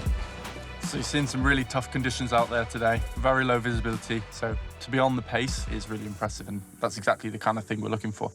Greece was a bit of a low point, and I think he's bounced back quite well. He's come into Chile with a really good attitude, and that shows good mental strength, and is a really important quality to have, so it's been good to see. It's difficult to describe because basically you don't see further than 20 meters or something. We did a very good first day. Now in tricky condition we managed to do well as well. We know this year has been not the best, but it's also been a great learning experience. Unless you are world champion, your place is never secured. So you need to do well on the events, and then you see later on what happens. Greg's come into this rally with a difficult challenge, but he's done incredibly well. The conditions have been really difficult, yet he's still set some really good times. You know, the first day was fantastic, and his performances, stage times on these foggy stages have been really good. He seems to like it the harder the conditions are, so, I mean, that's a good skill to have. But, you know, we've still got a bit more work to do the rest of the season to keep proving his point. Not quite the position he was hoping for, but a solid performance from Fourmaux here, finishing the rally in 5th overall. Where will he be next year, Bex? Who knows? One thing is for sure, that boy has a bright future. I'm really happy how we managed the rally with Alex. This is really positive. It's just really annoying that, like in Sardinia, the car let us down. So yeah, we have 1 minute penalty. We would be in better position yesterday, so we could have been in the fight for a good result, like even the win. So now we are almost at the end of the season. I'm still waiting for the offer. It's taking a lot of time, so that's really frustrating. Wow, what an eventful weekend it's been. It looks like Tanak will take a podium position for the 2nd year in a row here, behind Evans and rally winner Kalle Rovanperä. Tanak is now within touching distance of Thierry Neuville for this year's championship title. It will be all to play for at the Central European Rally. It's time to celebrate! M-Sport may not have secured a place on the podium here in Chile, but I'm sure they've learned a hell of a lot about their drivers this weekend, as the all-important decision as to who will secure a seat in next year's World Rally Championship fast approaches. The whole point in this, to show these youngsters there's so much complexity to being successful in this sport. It's not just about 1 or 2 good results, it's years of training to get good at that top level. M-Sport is renowned for bringing younger drivers through and giving them a good start to their journey, and it's often the route we have to take with the budget available. Martins came in with a lot of confidence, but a small mistake cost him dearly very early into the rally. He's kept his head as high as possible. He's done everything he could have and everything I'd hoped of over these events to show, you know, why he should be in contention for next season. Very difficult weekend. Here it was more about the experience and different conditions, and there's still a long way to go to be permanent as the top guys, but this is our 3rd rally, most of them doing this rally for the 3rd time, where you're never sure about your future until you're sure. hopefully we'll have some talks, but I've never been in a situation like this. So I don't know if I have to call or Rich will call me or how it's gonna happen. Who's asking on the date is paying. So basically, I'll just wait for Rich. Motorsport is born around excuses. If I do more, I'm gonna crash. What? Keep positive, just stay calm. Fucking exhaust is off. Every day's a school day. We don't know what's happening next year. Hopefully there'll be some rallying. The longer this goes on, the more frustrated and pissed off Adrian's going to end up with us. It's some big stories and I'm just closing now.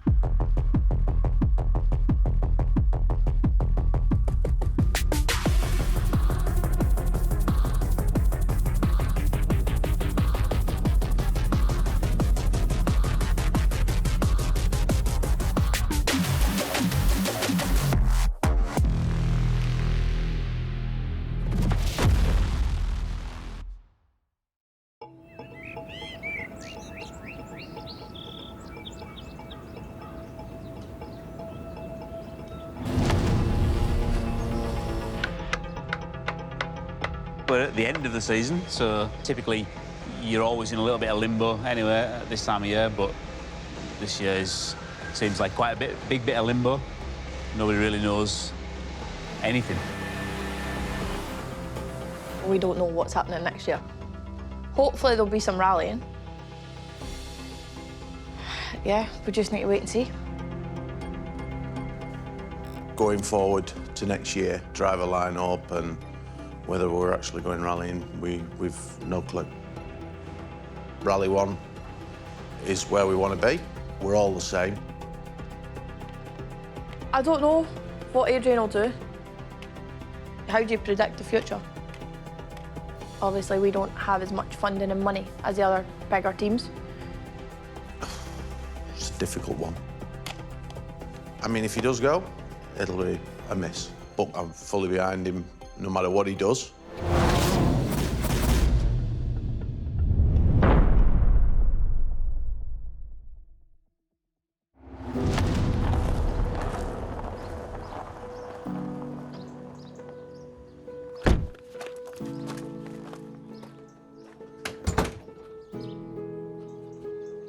So what's the crack for next year then? Are you going rallying? Are you staying at home doing some parenting?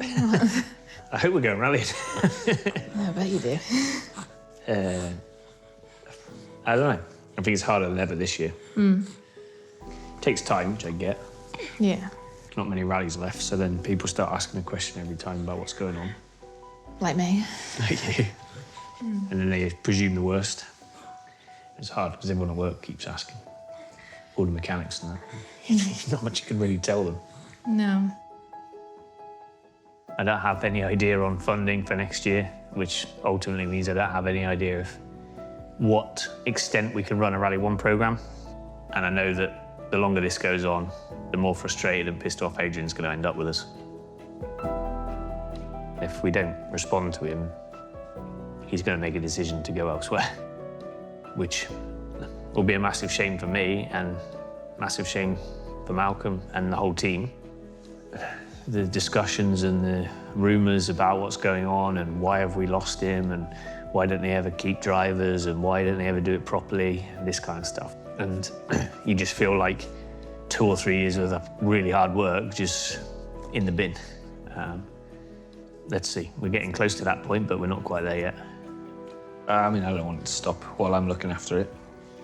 Because then you feel like everyone just thinks that you're the reason that it didn't carry on.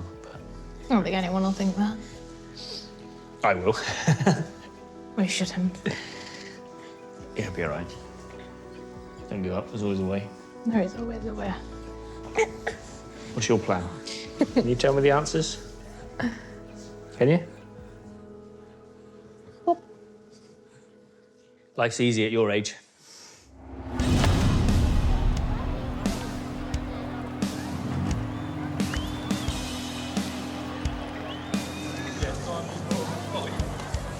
I hope you'll stay long with Ford. We'll see. Thank you. There is still a lot of intensity for next year and my future, so I just want to keep it in the back of my head, and I just want to be focused on my rally, and this is the best I can. If I deliver another good result, then it helps me for the future, so that's the only way I can work with. Looking forward to this one. It's a bit of a different concept, 3 countries in 3 days, and I'm hoping we can be in a podium position again come the end of the weekend. Don't see any reason why we can't do that. Thierry, wow, you could clinch the title this weekend, but you are cool and calm as ever. I obviously want to go ahead as fast as possible. Pretty happy to be here. You have to finish the job. It's never over till it's over. Most important is, now we have 2 great rally ahead on tarmac. It's going to still be a big challenge, and but let's see what we can do, and we'll see on Sunday.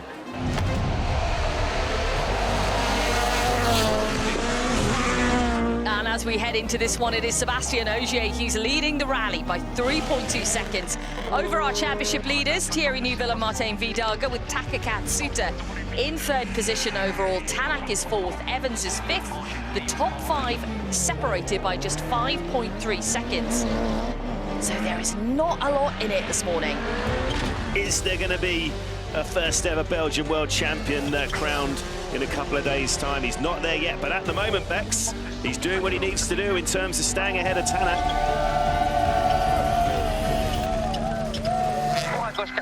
Fourmaux then, 5th in the championship overall. With his future hanging in the balance, the Frenchman's got to keep his head in the game.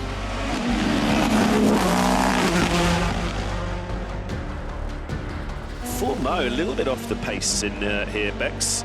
Okay, we're gonna have a little look at a replay here. This is over the jump.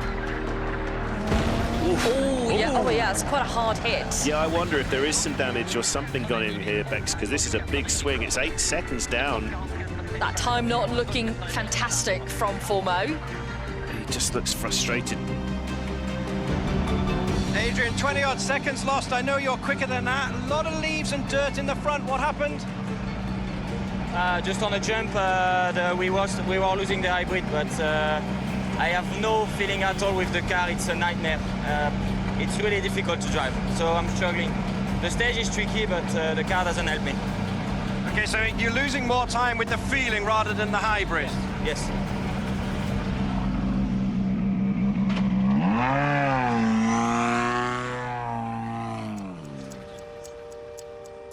Oh, that's why we're losing so much time. One day he's going to snap that fucking gear lever. He lost hybrid on stage 4. There was a jump landing. About 2/3 of the stage, I think it put it into shock error. Oh, Jesus. Shit. We know Fourmaux lost his hybrid, but that's 8 seconds dropped in, there's in 3 kilometres. He's struggling with feeling out there this morning, which he's made pretty clear at the stage ends.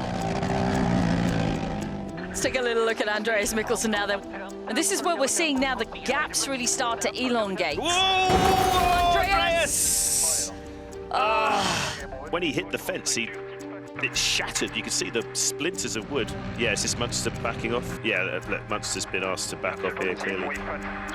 They are partly across the road, which is why we have seen the stage red flagged. Not the greatest start for M Sport. Munster is also dropping time, sitting in 8th, just 1 place behind his teammate Fourmaux. Still struggling here, Bex. Wow. So losing 20 seconds then to Elvin Evans' fastest time. I just tried to survive for today. It's definitely another good day for us. I'm really struggling with the car. And there we go, end of day 1. Leading the rally is Neuville, followed by Ogier, Tanak, then Evans, with Katsuta in 5th.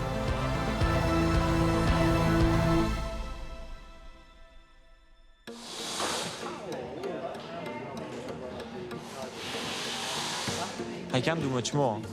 Like, we are on pace at the beginning, a bit slower, but we don't have the hybrid, etc., so that makes sense. And then at some point, we take 2 seconds per K slower. The last stage is like crazy. Are we sure the engine is in good shape? Or? Alex, you happy with everything engine-wise? But I don't understand why in some split we are okay, and in some others it's just boom. And I really feel that if I do more, I'm gonna crash.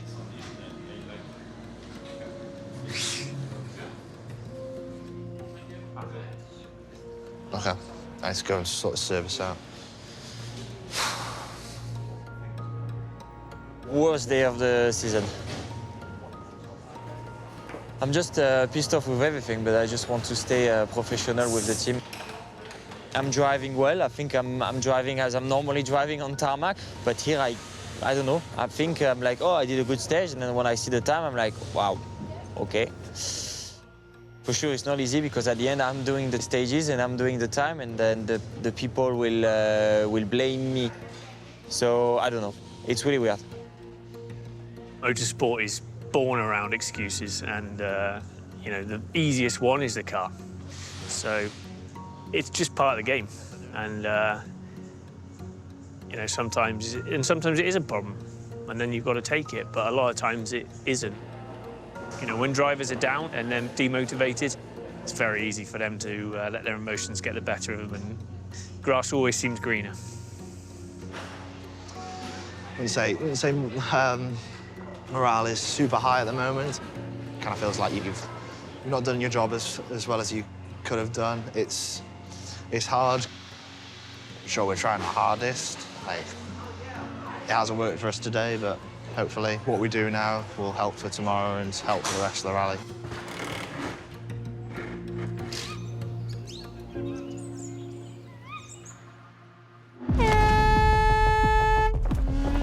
It's a foggy start to day 2 and Adrien Fourmaux is opening the road.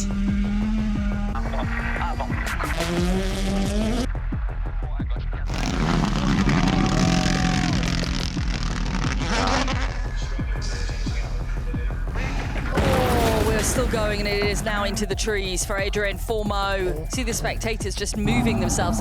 They were going to help to see if they had to offer any assistance. But he could get back onto the stage under his own speed, so that's fine. Certainly not in the best place at the moment.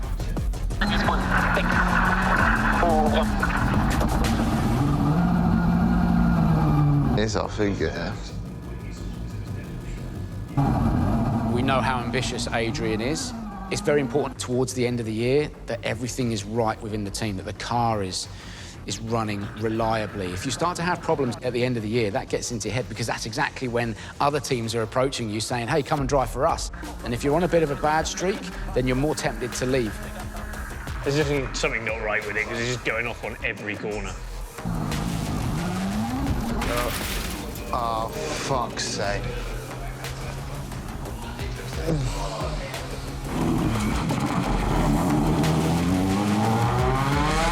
Fucking exhaust is off. It'd have been hitting that fucking wall, I imagine. Adrien, you're really struggling with this car. What happened in there? It's just so hard to drive, and definitely not our rally, definitely.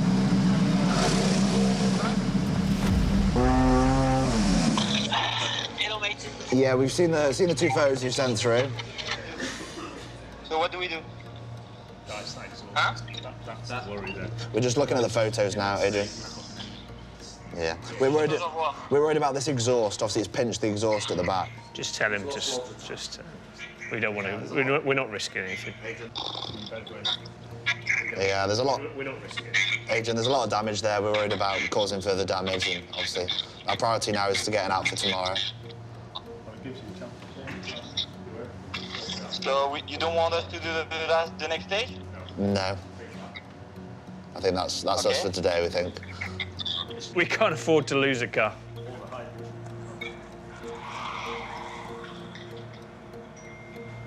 Nah, we'll come and get you. We can't afford to risk the car, Adrien.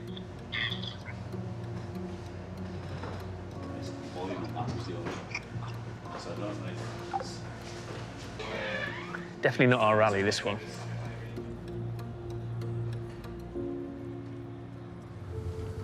What I like to do is I like to pretend that I'm Ott Tanak, because people have told me that I look somewhat like him. I just don't have any of the driving skill. Right, we need to get up here now. Hello. Adrien, Crash, he's up there. Yeah, it's okay. Yeah, we can go?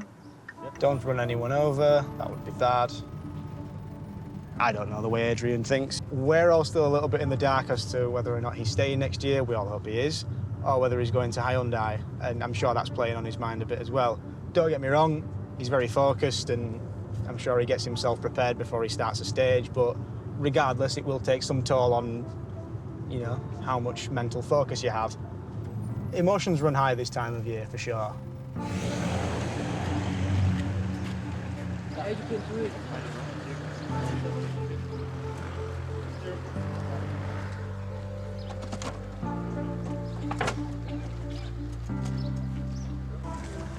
All right, Alex. Sorry, mate. It happens, dude. It happens. You think it's a problem, this one? It's definitely a problem. Yeah. Yeah.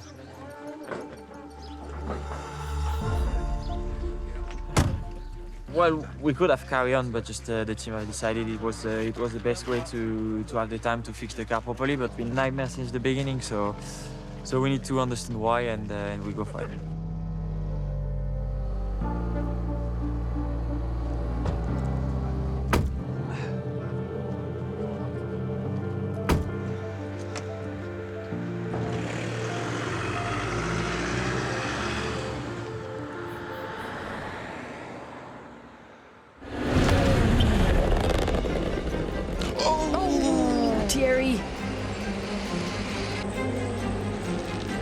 It's a full 360 spin. It's not just Fourmaux. There seems to be something in the air today. At this level is what goes on up here. Oh, no! That's part of the sport. That's what you sign up for. This is Thierry and Martin now off the road. They look as if they're in that kind of drainage ditch on the side of the road. Wow. Big dramas in here then for our championship leaders.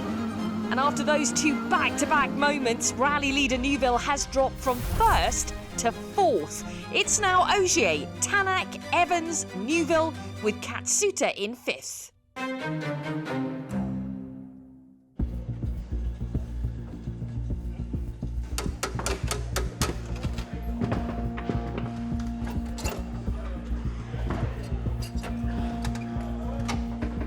I don't know where is the future exactly and where is the best plan for us.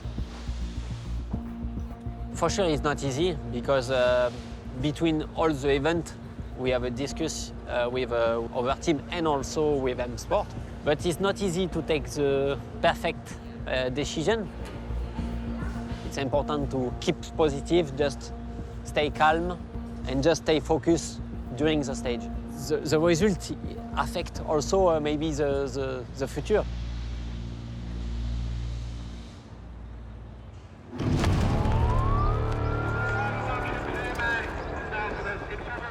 Welcome along, everyone, for the final day of competition. And what a day we have in prospect here. It is, remember, Super Sunday. Extra points available today for the fastest crews out there. Adrien Fourmaux is back under restart rules. You know, the team did a great job getting that car back together yesterday, ready for today. And the instruction is just to go for it. Let's see what they can get out of Super Sunday. Adrien's had his best year to date by far, and didn't really have any pressure on him, and just knew he had to perform, which he's done. Now he's done the easy bit. It starts to get harder again, you know, getting interest from other teams, and us wanting to keep him because of his performances. You know, wherever he ends up, the pressure will ramp up again. But there's still a lot to do to get up from 4 podiums to wins. And that's not easy to do.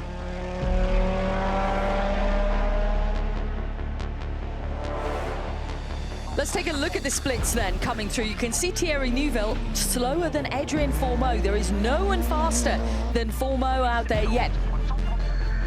You always want to finish on a high, especially with the disappointment we've had so far this weekend. But if we can maximise today, that's looking a lot better going into Japan. A bit more hope. Seems much more positive, and when you've got a positive driver, he usually does quite well. Back with Thierry Neuville, 4 seconds off the pace of Fourmaux. Final split point for Thierry. We're into the final sectors now with Ogier. Oh! A That's Ogier into the field. So the time disappears away to the fastest man through on the opening stage this morning, and that is Adrien Fourmaux. It is now Tanak that leads the rally over Sebastian Ogier in second. Evans is third, and championship hopeful Neuville now in fourth. Adrien, good morning. First of all, how about that stage win? It's good to have some positive on the rally, so yeah, really pleased with that. But generally, it's definitely much better than the last 2 days.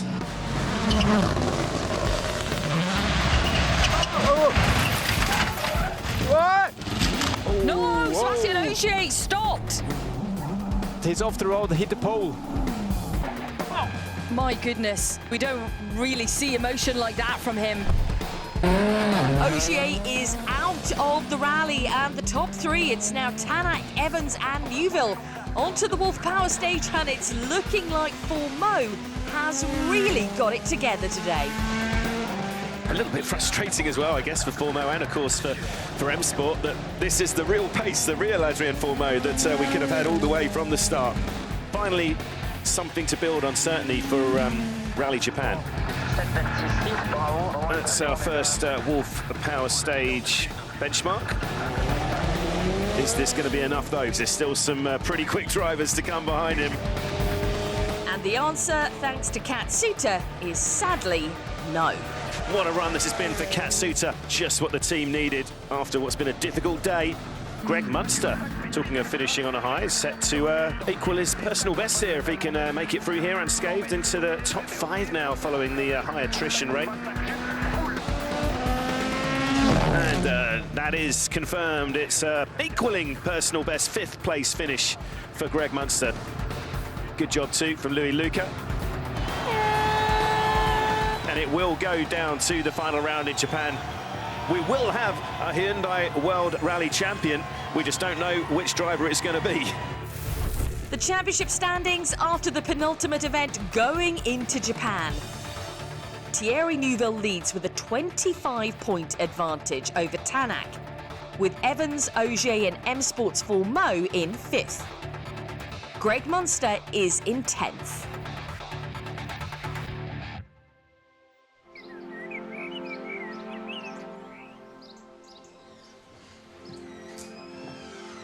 Sorry, because there's nobody on reception. But I like to keep the place warm.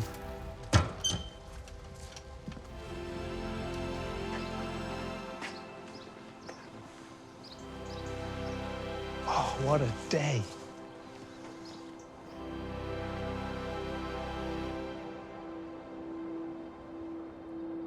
It's a really difficult period for myself and the team.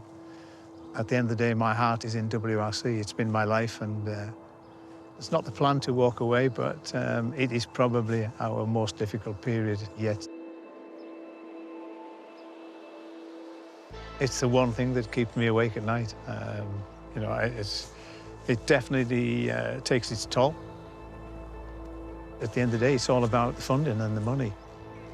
As much as I don't want to let Adrien go, sadly, I think the reality of the situation is the offers that he's got on the table. We're not going to be in a position to be able to fund him at the highest level. It hurts, yeah. You know, because I mean, I have made an incredible investment into Adrien to getting him to where he is. You know, was it 2 years ago? Well, the end of last year, nobody really wanted him, and of course now, yeah, as you know, he's had offers from both. So, yeah, it's frustrating, especially when you know that. Because I personally believe that I've told him I think he can be world champion in 2027. He maybe thinks before.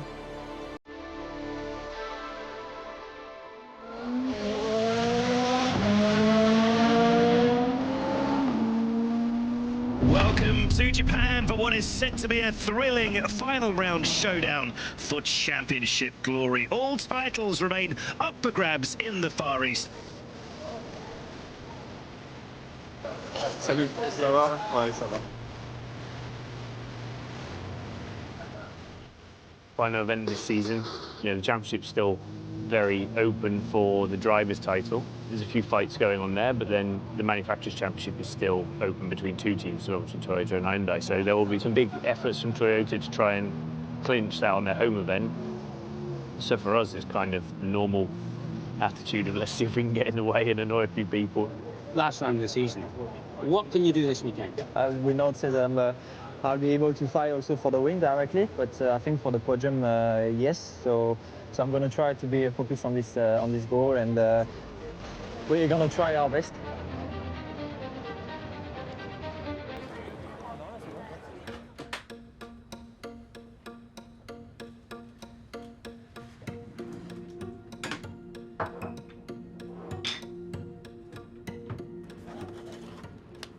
It's a big story that I'm just closing now. This is my last rally with M Sport. I was waiting answers from Ford, which never really come. It's quite sad because I still think that we could have done something good, but I'm gonna go with Hyundai. I think they're gonna be world champion driver and manufacturer this year. That's an honor for me to go with a team which will be world champions. 5 years with M Sports, growing up with them, with really high time, really low time, but at the end I have a good memory. I own them a lot, so I want to finish on the high. I want to get my first podium on tarmac with them.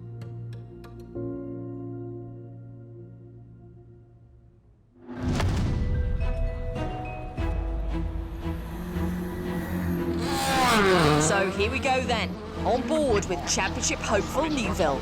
He's been so patient on the throttle, isn't he, Bex? He's not overdriving that car at all. There's a lot at stake this weekend. He wants to start it off in the best possible fashion.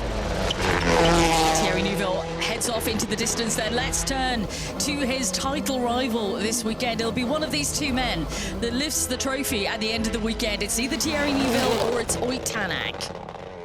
Good start for Hyundai as we look at Gregoire Munster. Big weekend for him as well, Bex, isn't it? You know, we're still trying to work out what's going to happen next year, but every time he's sat in the seat of a car, it's been a learning experience for him.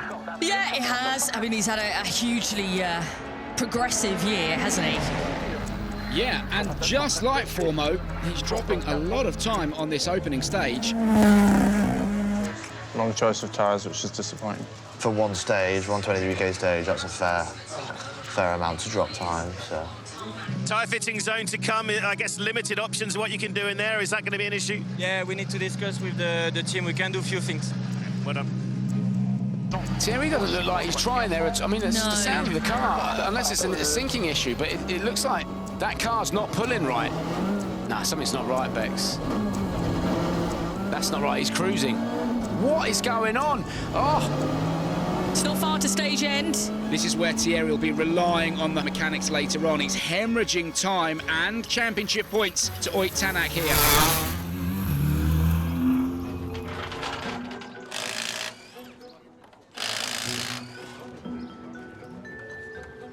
Nothing like a bit of drama.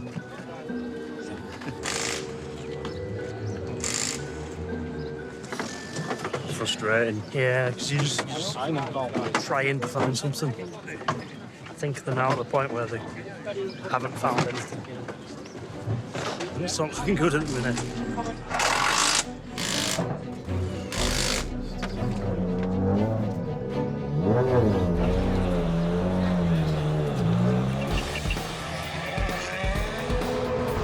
Oyt Tanak, he is taking full advantage of his teammates' misfortune and is now leading the rally.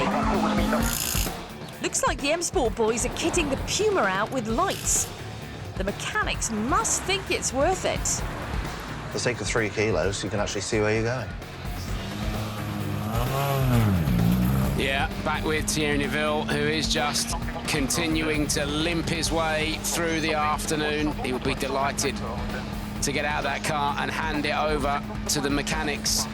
As things stand, he's still the odds-on favourite for the Drivers' Championship, and so are Hyundai and the manufacturers at the moment, but there's still a long way to go.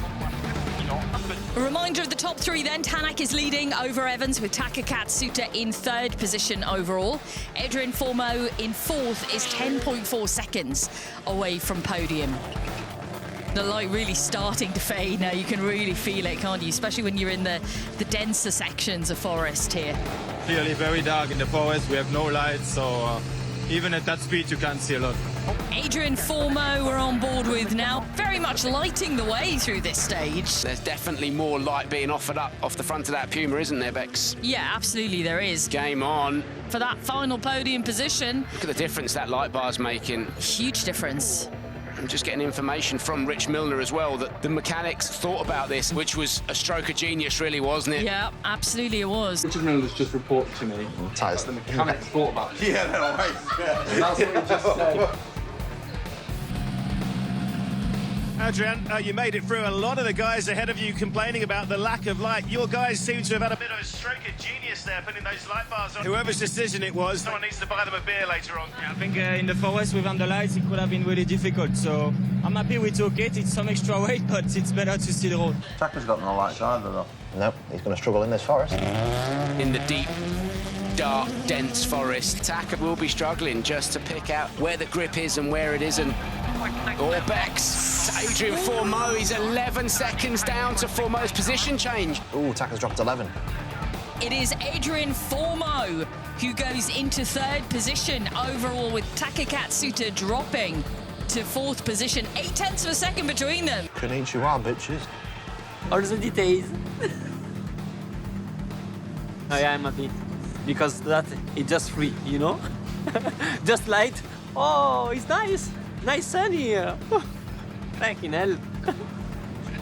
You see, it can change quickly. Sometimes you have to be a little bit smart, and I think we've been this time by choosing to take the lights.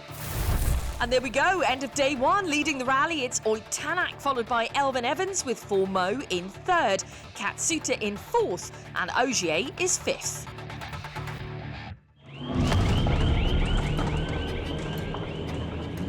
The first stage, you just need to try and get through clean, stay out of trouble, I think. Yep. Kind of end the season on a high. Get some stage wins. Split wins, stage win. Yeah, that's clearly the plan. Definitely. There's no margin for error, so you can't force it. You know how hard to push. You know what you need to do. With everything else going on in the championship and people have a lot to fight for, it's staying clean will be an important thing.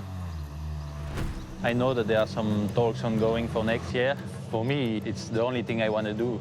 I want to drive a rally car at the highest level, and if I'm not going to do it next year, then yeah, it's a dream that has a sudden stop. So I want to give my best to get the opportunity next year. It's going to be a fascinating one for Neuville this morning. Right now, it's very, very simple. Oyt Tanak holds all the cards. He's got the keys to the Drivers' Championship and the manufacturers at the moment. Seb Ogier screaming off into the Japanese countryside. There will be no messing today from the Frenchman.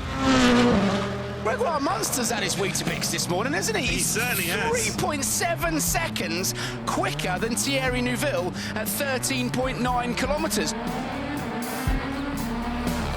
Yes, Greg. Go on, Greg. He's usually half asleep on morning stages. Come on, Greg.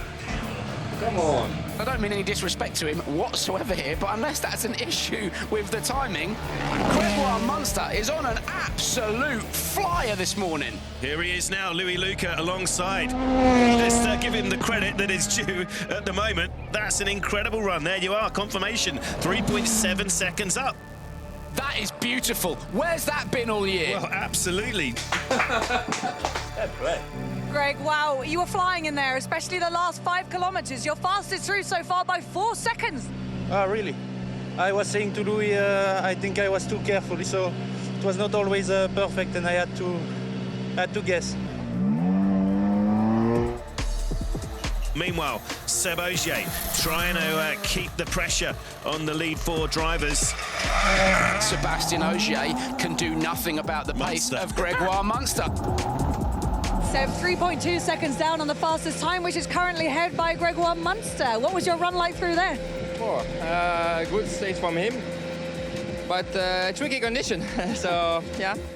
Yeah, that's a nice little interesting expression on his face. Well, let's all give credit to Greg Munster. A fantastic run, but it's going to surprise a few. But this is the man we're all keen to keep an eye on today, of course. Oyt Tanak, Martin Järvejär. At the moment, he's doing enough to really give Thierry Neuville a stressful final day tomorrow. At the end of day 2, Oyt Tanak leads the rally, followed by Elfyn Evans. And Sébastien Ogier has stolen 3rd place from Fourmaux. He's now followed by Katsuta.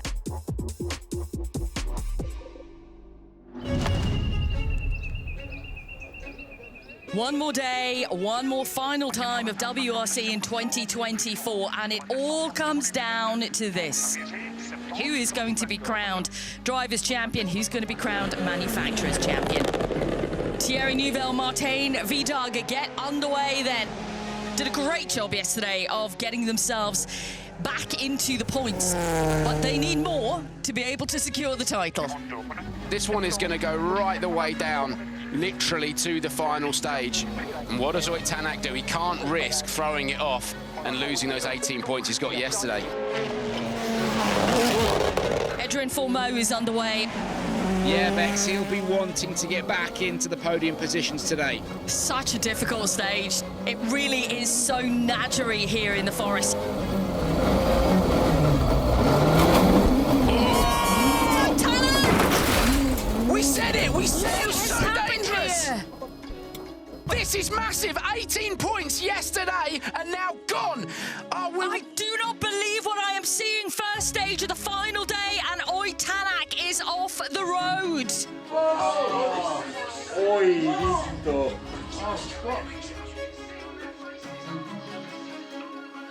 Thierry Neuville is champion.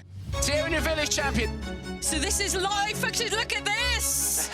I mean, it's, you know, he has won the championship. This is not the way we expected to see it, but Thierry Neuville and Martin Vidage are our champions. That Japanese fan, right in the right place at the right time. all his dreams have come true. Our new champions, Thierry Neuville and Martin Vidage, they've got the drivers secured. Can they do the double now?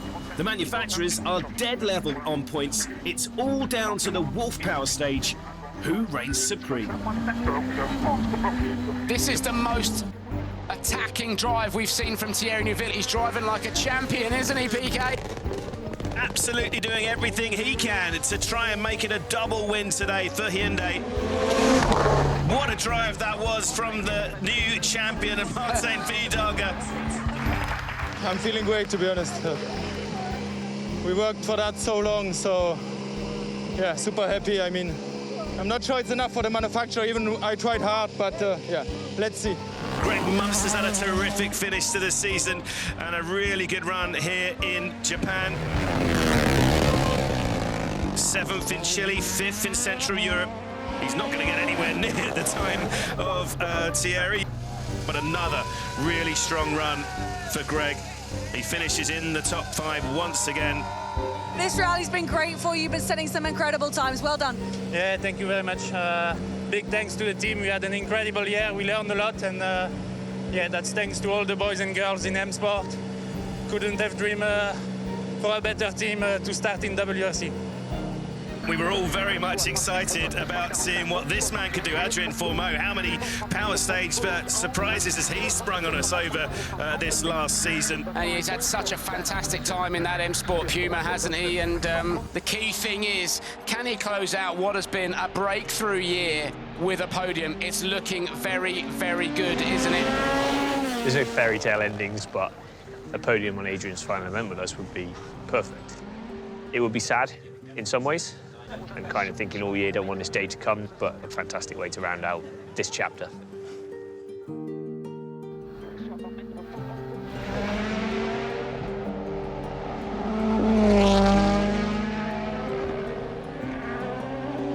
It is a 5th podium of the year for Fourmaux and M Sport.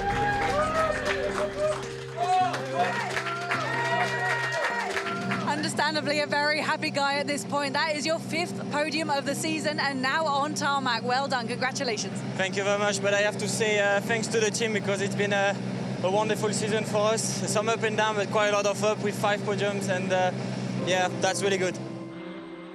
What can the 8-time champion do in here? He's half a second up on Neuville, Chenny. This is where you get Sebastian Ogier at his very, very best. He hasn't put a foot wrong. That Toyota just looks so planted.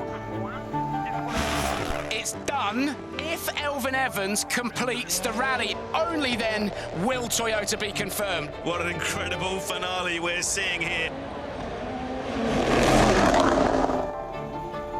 They've done it now. He has completed. It's a first win of the season for Elfyn and Scotty Martin. It is now confirmed that Toyota are once again the manufacturers' champions. They retain that title. And now the team can breathe a sigh of relief. Well done, gents. Thank you. Number 5. That's not so bad. Could be worse. Thanks, mate. Good job. Good, eh? Yeah. Got to the end. Been a long year. Good on, mate.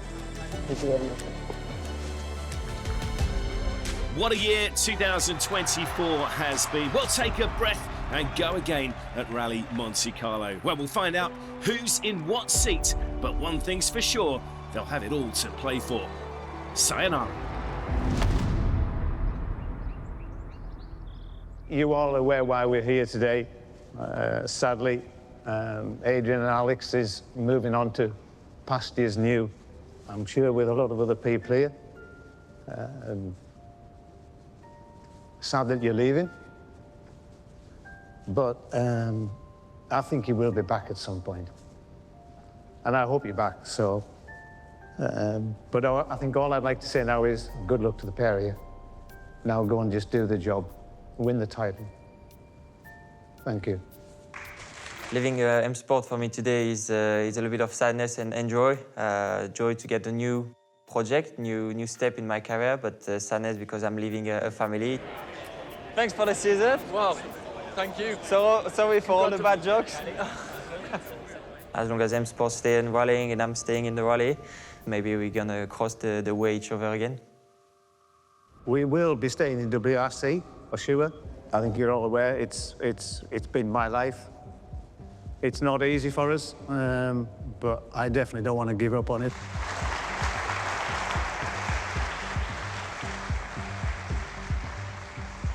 M Sport's been in the World Championship for 25 years, so it's not going to end. We'll be there. We'll be starting. We'll be in Monte Carlo, as we always are, with a new set of drivers and a new challenge and a new team, and we'll go again. Enjoy it. Yeah. And like I say, it'll be a fucking hell of an experience. Just be you. Don't change that. I just feel happy and excited for the new challenge that is ahead of us. I want to progress and get my first victory. I wanted to have it here. I missed it.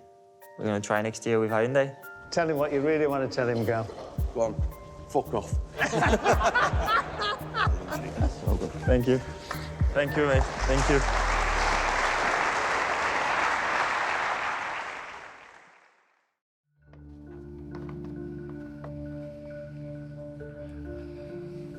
With Adrien now gone, we do have some seats to fill. There's a lot of moving parts, but there is some good options available, and let's see what we can do.